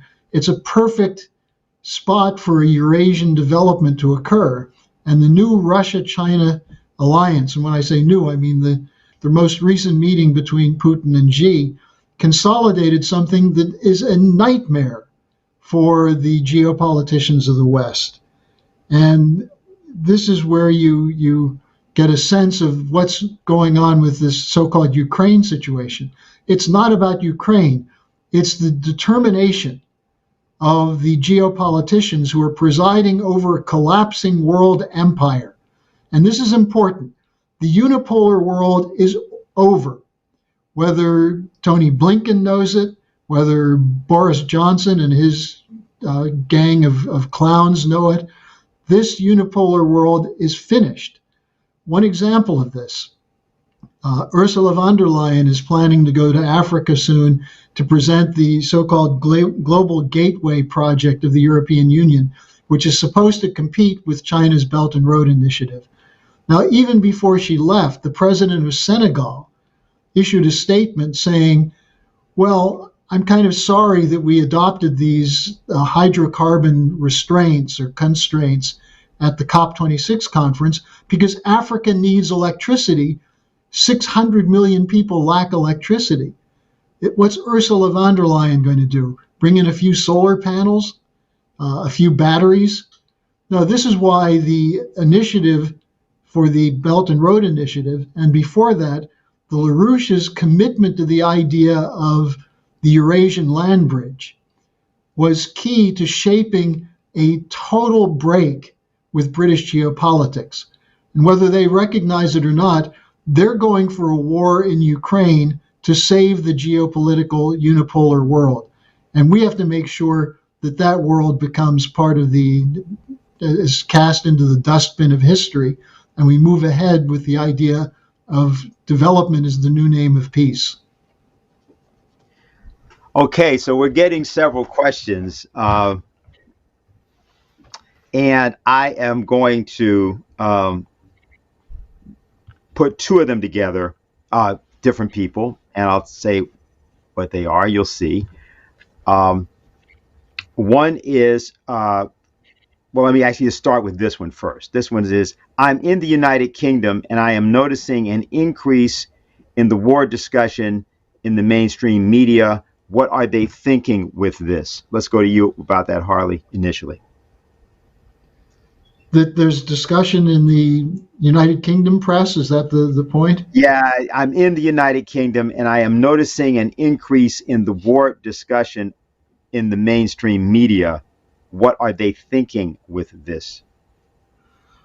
Well, if you're in the media in the United Kingdom, you're getting your butt kicked right now. You know, the deputy UN ambassador from Russia, Polyansky, who we know from previous events, just basically said British policy is to lie. One after another, there are comments attacking the British as central to this war drive. I just wrote an article that'll be up on my blog page this next week on the role of Chatham House, the Center of British Intelligence, and the Atlantic Council, which is a bridge between the United States and the United Kingdom. But they're two of the leading warmongering think tanks. And what's probably happening to some people in the United Kingdom is they're realizing the benefits of the dreams of Brexit are not going to happen. The British are committing troops in large numbers now, 300 here, 800 there, 1,000 there, to Poland, to Estonia, to Ukraine. The British are talking about a whole new global Britain, which includes, I mean, of all things, a Poland-Ukraine-British alliance, the Australian-British-US, the AUKUS agreement. We're seeing this big effort. At the same time, the country's collapsing. And on top of everything else, while Boris Johnson is trying to portray himself as a Winston Churchill, and Liz Truss, the pathetic British foreign minister, is portraying herself as a Margaret Thatcher. What you have is this Partygate scandal. You know, the fact that at the time of Prince Philip's death, it seems as though no one could stop Boris Johnson from partying in spite of his lockdown orders. So I think what we're seeing is, you know, a moment where the British elite are still trying to portray themselves as the rulers of the universe. And of course, since World War II, the only way they could do that was with the idea of the British brains and American brawn. But if you have Europe starting to break away, if Russia and China are moving toward potential for a new economic center of gravity in Eurasia, then what's going to be the role of the British? So I think there's probably some rethinking going on, because we know the one thing that's typical of the British Empire is they feel strongly both ways. They could be a pro-war and a pro-peace movement, whichever benefits the City of London. Okay, so the next question, I'm going to put these two together, but I'm going to direct them at Renee, and then for you to answer as well, Harley. So this is from Himesh, and he says, I've been interested in the LaRouche movement for a month or two now. I first heard about the organization from a panel debate discussion on Twitch. That's different. Hosted by communist steamer Infrared. The winner of the debate recommended everyone to check out LaRouche and the Schiller Institute. I've since been watching videos and tuning into the live streams every now and then. For some context, I am in my early 20s, live in Canada, am the son of immigrants from Southern Asia, work a blue-collar job, and am a member of the country's Communist Party. I joined about 2 years ago after I graduated university and when things really started locking down due to the pandemic. While I've made great connections in the party and am a principled Marxist-Leninist, it pains me to see that our party has drawn a line and gone completely pro-Trudeau when it comes to the trucker convoy. trucker convoy. I do not excuse any of the racism or bigotry that the leadership of the convoy may have. However, it is clear to me that the masses are in motion, and the party was extremely quick in denouncing the convoy as, quote, anti-worker and proto-fascist. This is incorrect in my view, as the people in the convoy are regular workers and small business owners who aren't undertaking some kind of, quote, counter-revolution to oppose an authoritarian proletarian revolution, as is the case with historical fascism, but are instead opposing Trudeau and the Canadian elites. This should have been an opportunity for the party to come out and support the people's actions, but instead they've tailed the ruling class and manufactured consent for the inevitable crackdown from the bourgeoisie. My question to you is, why is a supposed workers' party now siding with the elites against the people? What direction should young people who genuinely want to unite and organize workers go in? Thanks for your time. Sincerely. There is another question which I will pose additionally to that, different. This is from Harold, and he asked the question, given the recent events in Ottawa, what are the panelists' view on the possibility of a Republican movement in Canada, and what does this mean for British influence in Canada? So, there are your two questions, panelists. Well, I think sometimes people have to just face the fact that in order to find the truth, you've got to change the subject. And I think that this whole truckers' strike in Canada is a distraction beyond belief. It's just not that important. It's obviously an indication of tremendous frustration in the country, which I'm sure. But what is Canada? I mean, the only future that Canada has a chance of being a part of the moral universe is by working with the United States in an America-wide economic development strategy, which in the case of Canada would mean cooperation in projects like the NWAPA project and other kinds of things. People have to face reality. It's a small country with, 30 million people or something like that, spread over this vast terrain, which just is a playground for the British Empire. So the British Empire, for some reason, used its operatives to stage this division, probably so it would spill over into the United States, I presume. I presume that's the reason they wanted to do it. And that it would be an awful thing if these kinds of mass demonstrations on this topic were to, it's okay if, farmers drive their tractors into the capital of a country and sometimes, tie up the transportation in order to decry the terrible abuses of the international food cartels. That's something that we've never criticized, and it usually, it hasn't happened. It's happened a lot in Europe in the last couple of years. There's been some very significant mobilizations by farmers who have done this kind of thing. But they're talking about the right to grow food. These people, as far as I understand, correct me if I'm wrong, Harley probably knows more about it. As far as I understand, this whole thing is about the mandate on COVID. And the situation with COVID is lousy because the transatlantic governments are a bunch of fools who refuse to do what was necessary. So instead of this being stemmed originally by vaccination, but also a tremendous mobilization for public health care has not gone on. Now, you're not going to get that kind of discussion in any branch of the Communist Party. I mean, don't get me started, but I know a lot of young people have, for some reason, they're visible. I can't quite figure out why, because obviously the Communist Party used to be somewhat coordinated a little bit out of Moscow. It was mainly run by the FBI here in the United States after a certain point. I think it's a dead-end organization from top to bottom, and that people who are serious about transforming mankind, you have to think very big. You can't just think about your own country. You have to think about the whole world. And we have wonderful people in Canada, and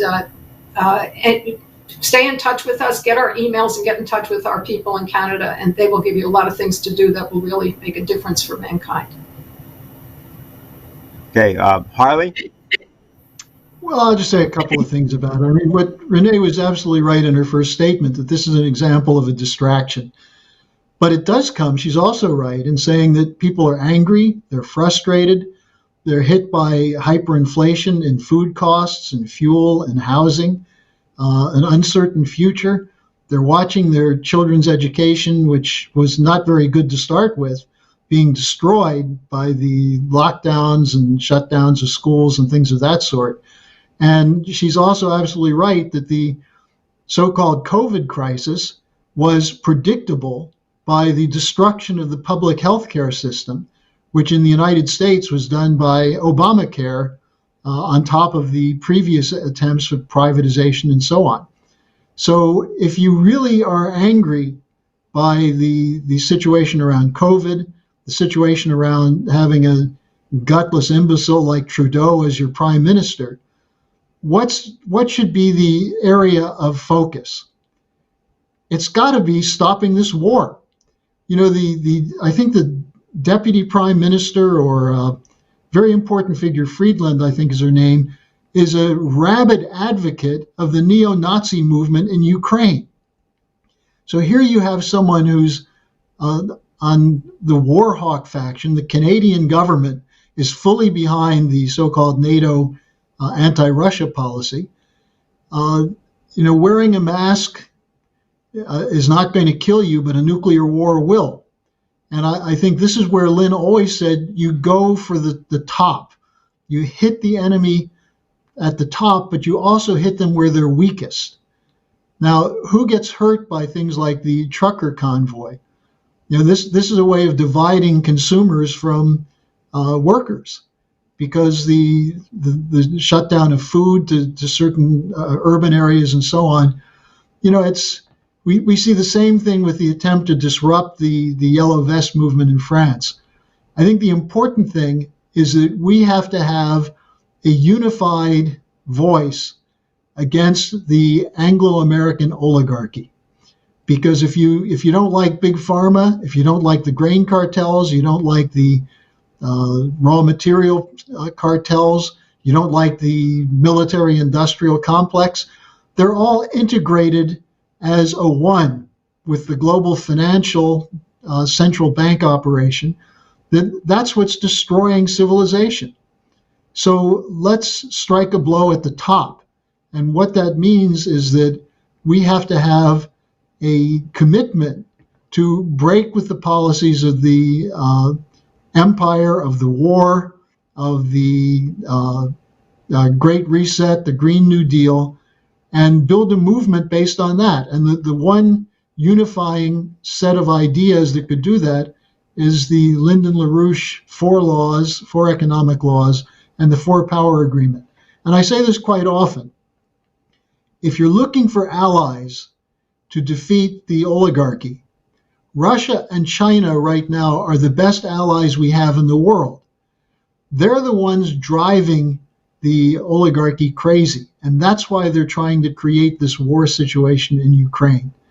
So, it's for many people who are used to seeing everyone just sit around and take everything. It's good to see people are asking questions and are getting off their rear ends, but make sure you're fighting the real enemy and not getting diverted and polarized. I'd also just like to add something just for our friends in Canada who are asking these various questions, and also some of our other people there. It's a story that ran in the New York Post, January 29th. I'm simply quoting the story. It may be of some relevance to the people asking the questions. Black Lives Matter transferred millions to a Canadian charity run by the wife of its co-founder to purchase a sprawling mansion that at once served as the headquarters of the Communist Party, public records show. A Toronto-based nonprofit set up by Janaya Khan and other Canadian activists snagged a 10,000 square foot historic property for the equivalent of $6.3 million in cash in July 2021, according to Toronto property records viewed by the Post. Khan is the wife of Patrice Khan-Coolers, a co-founder of Black Lives Matter Global Foundation Network and a self-avowed Marxist. So apparently you have various Marxists there purchasing the Communist Party headquarters with cold cash, coming through Black Lives Matter at the same time that, by the way, Black Lives Matter officially has no board of directors that presently runs it, but nonetheless has $60 million in cash on hand. So for those who are interested in looking into a bit more around the Communist Party there and other matters, it is Canada after all, and nothing is ever as it seems. Okay, having suggested that, let me now return to questions. This is directed to Renee. This is a question. Your presentation was excellent. Your explanation of the sonic boom, first analyzed by Riemann, and LaRouche's discovery and application of Riemannian physics into his economic forecasts has given me a much better insight into the science of physical economy and why LaRouche is right when the monetarists are wrong. It is clear that LaRouche could not have become the profound thinker that he was had it not been for his investigations into science, music, history, many other subjects. Today, it is almost universally accepted that these subjects bear no relationship to one another, and that if you're studying in a university, you should choose the path in which you will be the most successful and not worry about having a universal education. LaRouche vehemently denied that. Can you speak to why he did?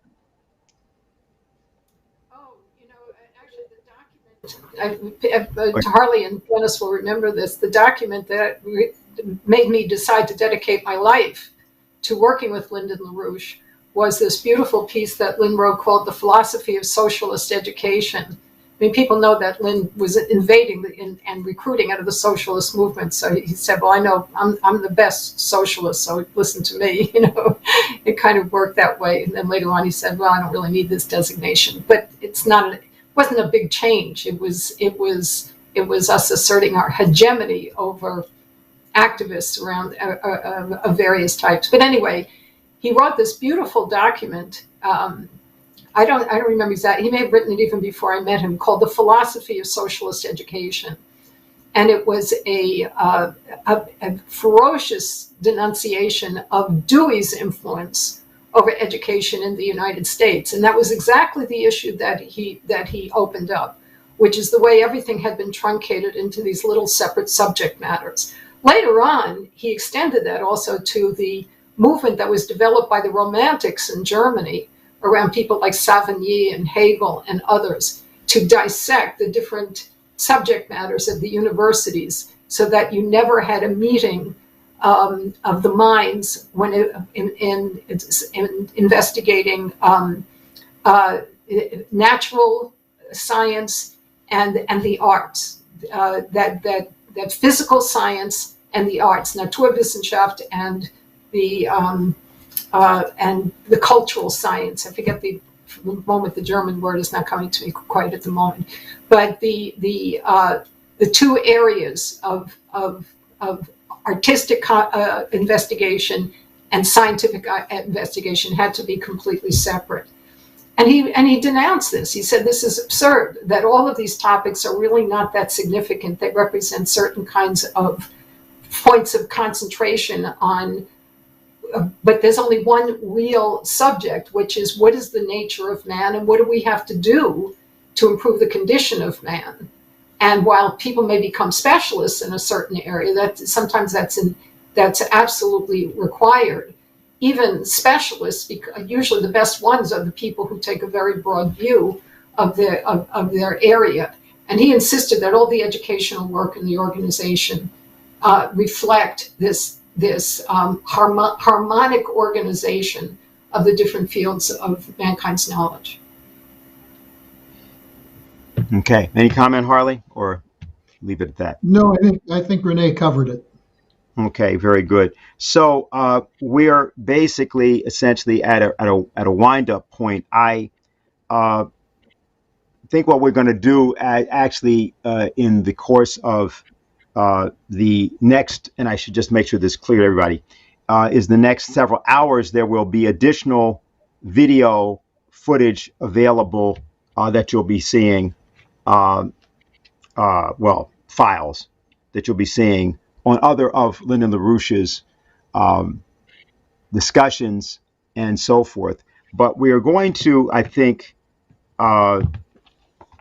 just indicate one thing. Jose, if we have the 1996 video, I want to show just a taste of that. We won't do the entire 8 minutes or 10 minutes, but just an indication, because I'm going to use this, and when we come back, ask for sort of summary remarks from Renee and from Harley. But I think that 1996 video will give people an interesting. This is if we have it, this involves Lynn speaking in Russia at a meeting, which I believe actually is in Moscow. One of the people in attendance is Pobis Kuznetsov. You will not see him in the video, but you will see how Lynn is talking to a group of people as we have it. Okay, very good. And we'll see how much people. It's a consecutive translation, so that's why we may not play the full clip. But I want people to have a sense of how Lynn, in discussion with people, in this case, a set of persons, Russian scientists and political figures, how he addressed them when he just got together and spoke with them. Я надеюсь, что ко мне вопросов нет. Я расскажу только для общего знакомства. А основные вопросы и основную роль мы представляем нашему уважаемому гостю Линду Ларушу.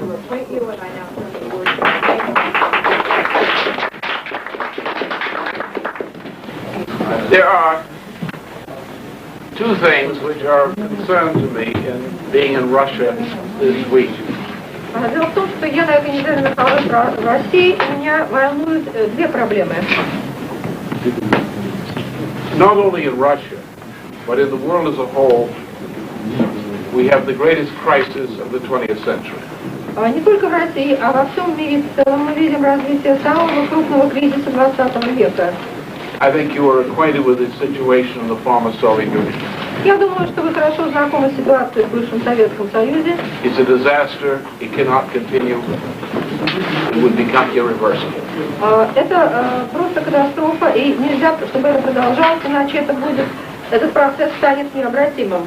Now the problem is the political elites of the world today are pitiful and bankrupt compared to even those we had a few generations ago.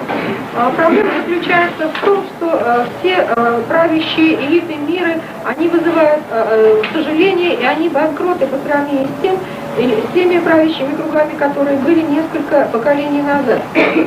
These are like corporals who are faced with the command of troops in war. Это так же, как капралы, которым приходится командовать войсками во время войны. They would rather fight the war they understood than the war they have to fight. Дело в том, что они бы хотели, конечно, воевать на войне, которой они понимают, а не той войне, на которой им приходится бороться. They're all looking for solutions for the problems which will not solve the problem. Они пытаются решить проблемы, которые не помогут решить проблемы.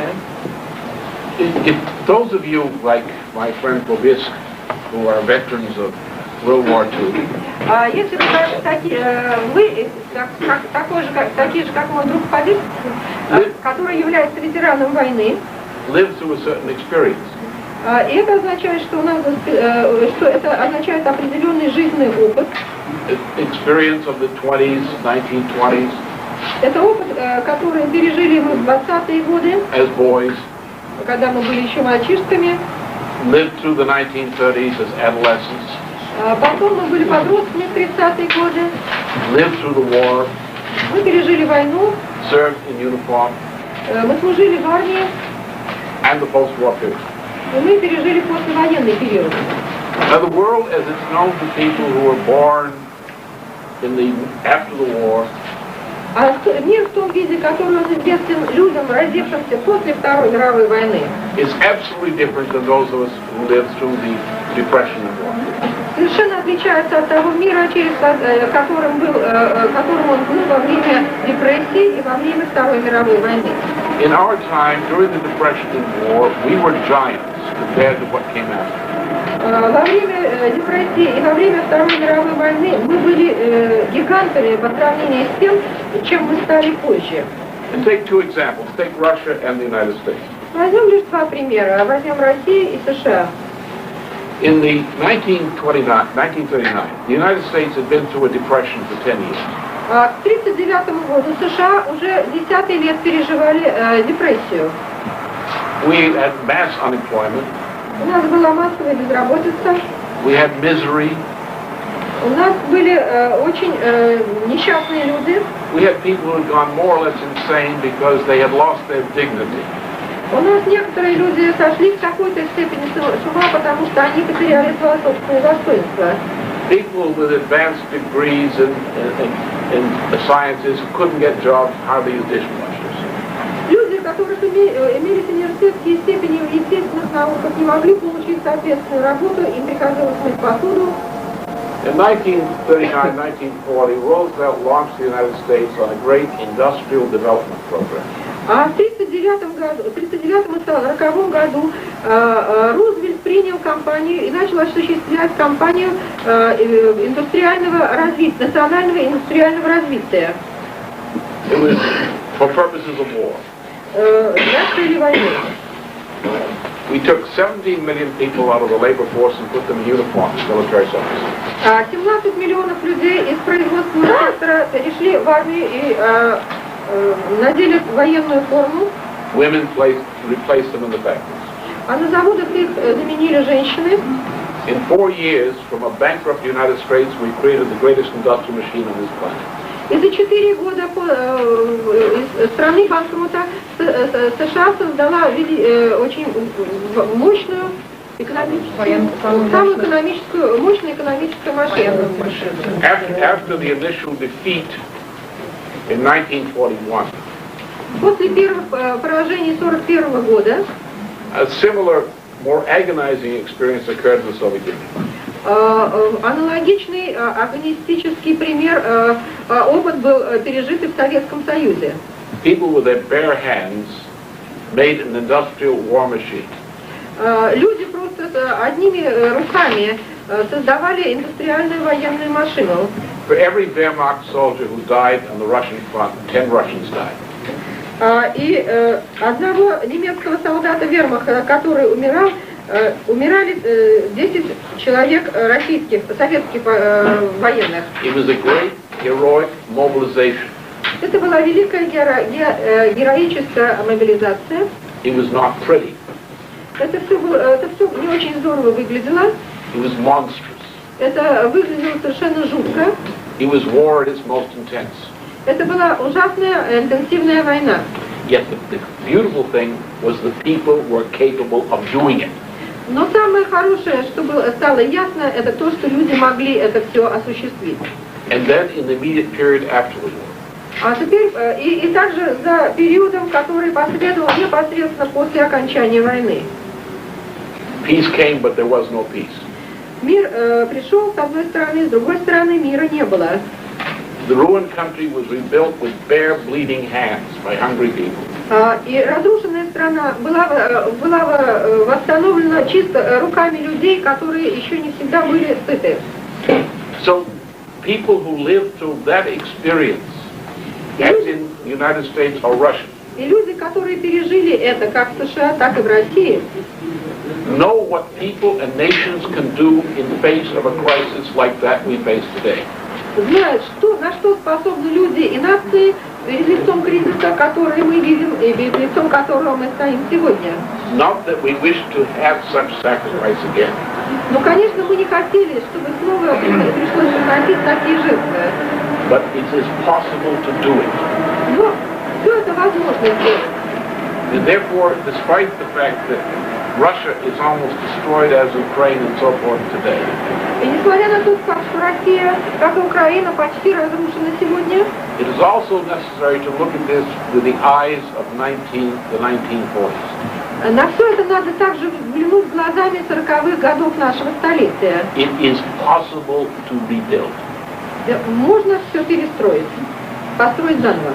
The quality of leadership, a sense of mission, a sense of commitment, it can be done.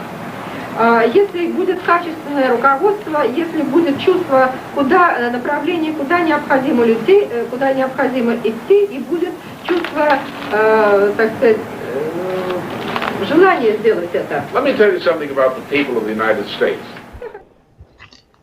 So that was when Russia was on its knees. It's 5 years after the collapse of the Soviet Union, and that's Lyndon LaRouche introduced by his friend, the late Taras Murnivsky. I'd like to, as you begin to summarize or think of things, and you say as much as you wish here, just get your sense of what it is you've just seen. I think I'll reverse my normal order. I'm going to come to you first, Harley, and ask you to go, and then go to Renee. Well, I was very struck by Lynn talking about what was done to rebuild the country, rebuild the Soviet Union, with bare hands, hungry, but people who were inspired by the fact that they survived the Nazi onslaught and rebuilt a country. And, you know, the American people have not yet fully internalized, at least the current generations, what Russia, the price Russia paid in World War II. And this is something that I think it should be on people's minds right now. I want to talk to those of you who are still living with the illusion that war is not going to happen, that it's such a bad consequence that no one would launch a nuclear war. No one thought World War I was going to go on for 4 years when the Austrians mobilized, the Germans mobilized, the French mobilized.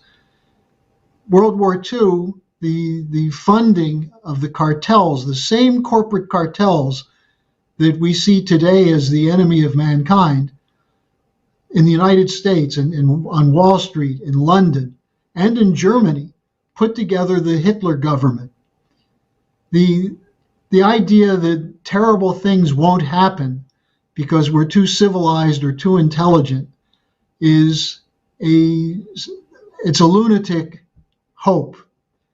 We're dealing with people who are truly insane. There was just a U.S. war maneuvers called Global Lightning, which was practice for nuclear war.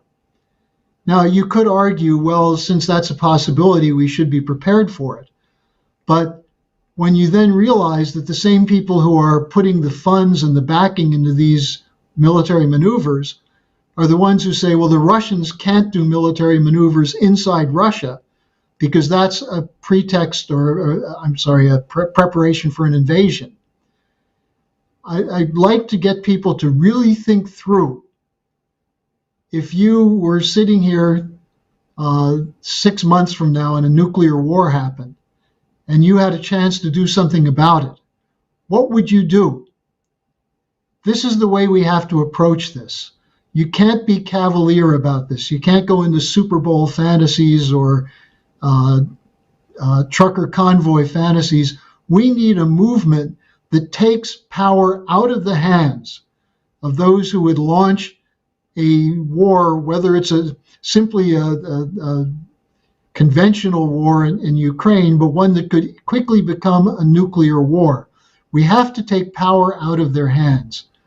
And that's not to sit back and dream of Trump coming back in 2024. That has to happen now. And if, as Lynn said, when people have a sense of mission, they'll go over and above what they think is possible to make that mission succeed. And that's what we must do now. Our mission must be to end the danger of war by fully discrediting those who are discrediting themselves, like this idiot Ned Price, who, when he was confronted with the so-called intelligence of Russian planning for a false flag video, he was asked, what's your evidence? And he said, I just gave it to you. I just said it. That kind of bluffing, that kind of fraud coming out of London and Washington could destroy life on this planet. And if you have in yourself a love of your children, a love of your parents, a sense of obligation to the past and the future, you have to take this war mobilization seriously and do what you can with the Schiller Institute, with some of the other anti-war groups out there, we have to have a strategy that will take power away from the war hawks and the neoliberals and restore the American system as developed by economist and statesman Lyndon LaRouche. Thank you, Harley. Renee? Well, there's two things that come to mind. One is it really is quite remarkable to reconstruct in one's mind and to reflect on and to allow oneself to think about what Russia went through, in particular during the 20th century. It is a very important part of the composition of the world that we're living in today. I was thinking about the amazing comment that Putin made recently, where some world leaders said something like, oh, the Russian government, the Russian people are getting angry about this situation in Ukraine. And Putin said, no, we are not angry. We are focused. And I thought about that, and I was thinking about how that was the voice, because he was very much involved with the great sufferings. His family was deeply affected because he comes from what was Leningrad. And people should know about this and think about also what this, it's unfortunately the case that sometimes the greatest momentum in civilization to fight for the better comes from people who have been hit the hardest by injustice. That's something that we've got to change, but we also have to face that it's real and think of the resource. Certainly in our own country, the history of the civil rights movement shows that it was the people who were downtrodden the most, who were willing to do the most to save the honor of the United States. And therefore, people should not look for salvation in the wrong places, in wealth and money and in popular opinion. That's the other point I just want to make.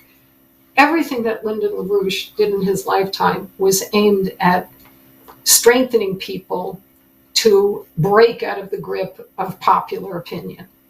And in the United States, this is a very big problem still. People are beginning to do that. People want to fight, but they're terribly afraid of what others think of them. And you just have to take the plunge. And what helps you to have the strength to do it is to study LaRouche's ideas and discuss them with other people. It's tremendously strengthening because they're beautiful ideas. And they become your ideas, or they become part of the fabric by which you examine the way you think, which is how ideas develop. It's by challenging, by comparing a better idea with a worse idea, it becomes your idea. It's a starting point. And I think that a lot more people have to engage in this to create real leadership in this country. Renee Segerson, Harley Schlanger, thank you both for being with us today. This is just the beginning for everybody that has been tuning in during the course of today of a commemoration we're making all day of Lyndon LaRouche, this being the 3rd anniversary of his passing. And so we're really going to be more transitioning than concluding at the moment, but I just want to reference something in the context of what particularly Harley, in a different way, Renee, were both emphasizing. Because we've just had a conversation which was not able to be analyzed in time for this program between President Biden and Vladimir Putin. But that conversation is happening in a larger context, a context which Lyndon LaRouche well understood and which was already addressed several times in the course of the last couple of hours. But there was an article that was written this week by journalist Patrick Lawrence. Lawrence was notable for his not singular, but nearly singular opposition to the Russiagate hoax, particularly when it was at its height during 2017, and it took some actual courage to be against it. And he wrote an article this week, which is called "The World Just Turned: Ukraine and the Putin-Xi Statement." And what this refers to, this is a sentence from the article, and I'm going to reference it. When Presidents Putin and Xi Jinping issued a declaration of mutual solidarity as the Winter Olympics opened in Beijing last Friday, all changed utterly. What the Russian and Chinese leaders had to say in 5,300 words puts the mess in Ukraine in a fundamentally new perspective. what happens there, meaning in Ukraine, will stand as a mile marker and nothing more on the way to a global order most of humanity has awaited throughout the post-war decades. Now, this is an interesting statement because he's referring to something that we've covered quite a bit on this platform. People who associate with the LaRouche organization know about it. But this is an expression of a direction, which, as you heard Lyndon LaRouche talk about it and represented in the last video that we showed you, of a dialogue process with great nations, great powers, and great people for the benefit of the other. That at a time, as you saw in that video, when Russia was most in need, he treated Russia not only with dignity, but he had a concept of direction, future direction for that nation. And of course, that doesn't mean that that concept is automatically the right one or the one that will be adopted by those people, but that's the way that you have to address people. The same thing was done by Lyndon LaRouche and by Helga Zepp-LaRouche, very importantly, with respect to China in the immediate aftermath of what happened at Tiananmen Square back on June 4th of 1989.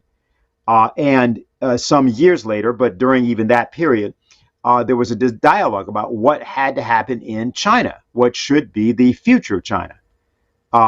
And that was what then began to take shape over the course of the years between 1993 and 96 and became what people today talk about as the New Silk Road, and people also otherwise describe as the Belt and Road Initiative. That is not to say that that was created by Lyndon LaRouche, but it is to say that a discussion which went from the standpoint of what that nation could accomplish, what that nation could achieve, given whatever you thought the flaws of the nation were, given whatever you thought were the ideological constraints that you believed either constrained you or that nation, what could be proposed? What was the scientific body of ideas, of actions that could actually take place? And so what Patrick Lawrence says, and we quote this here because it's unusual to hear an American say it, frankly.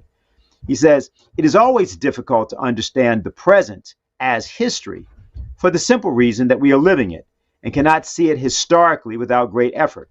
But we are living through a passage of the 21st century whose long-term significance is hard to overstate. The future is arriving, to put the point another way. Who would have guessed it would come to us by way of the ongoing morass in Ukraine?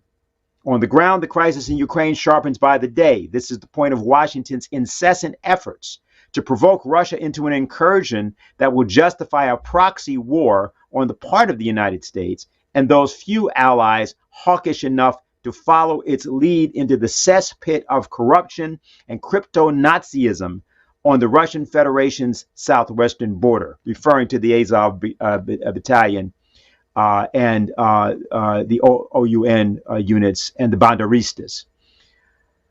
But on the ground is not where to look if we want to understand this long-festering crisis and its likely outcome. Not as of last week, when Presidents Putin and Xi issued a declaration of mutual solidarity as the Winter Olympics opened in Beijing last Friday. All changed utterly. Changing history is the prerogative of all free people, even if those free people come from humble background. And whether you're talking about Fannie Lou Hamer or you're talking about Joan of Arc, the principle is that the idea, the intent to change history, not for oneself, but for the future, is a way of embodying the future in the present. So the idea of there is no such thing as current events, there's current history. And the actions that one has to take in order to make that history come into being, so to speak, are available. That was the point of Lyndon LaRouche, and that was the point of his movement. It was a point also of his particular work in the area of education, which he offered to absolutely everyone, and specific young people that he met who were in various states of dishevelment, perhaps, intellectually and otherwise, but he really didn't care. He had the idea that the nation could be better, the world could be better, and that you could be better. And the concept was not simply that he knew how you could be better, though he did. The concept was he knew how to get you to see how you could be better and how the world could be better. And that is the extension of citizenship to people who see themselves as subjects. It's an important distinction in terms of our time and in terms of what we talk about as political leadership. There is no way to substitute a salesman for a statesman. You cannot substitute a charlatan for a philosopher. You have to have people who actually have done the work, intellectually and otherwise, to, at a time of crisis such as the one that we're right now in, step forward and decide, I've got to do something, I have a mission, and I'm not going to step away from it. That's what Lyndon LaRouche did. That's what this movement intends to do. And we suggest strongly and humbly that you do it as well, because that's what we have. That's where we stand. And that's where we are today, February 12th. We mentioned Lincoln several times, and we referenced this idea of Lincoln as the greatest of American poets. Let me simply say, we're referring in specific, not merely to the Gettysburg Address as such, or not even to the second inaugural, though those are two of the great poems of America. But we're talking also about his approach to his cabinet, to his colleagues, that he recognized the Civil War to be a great tragedy, and therefore he insisted on educating his cabinet by recounting to them scenes from Shakespeare, reciting them and dramatizing them from Shakespearean tragedies. Because the idea, of course, and we know this from Schiller and, of course, Shakespeare himself, is that tragedy is not inevitable. Mankind is not doomed. That it is possible, precisely because we have great art, to avoid those consequences, should we wish to be other than tragic.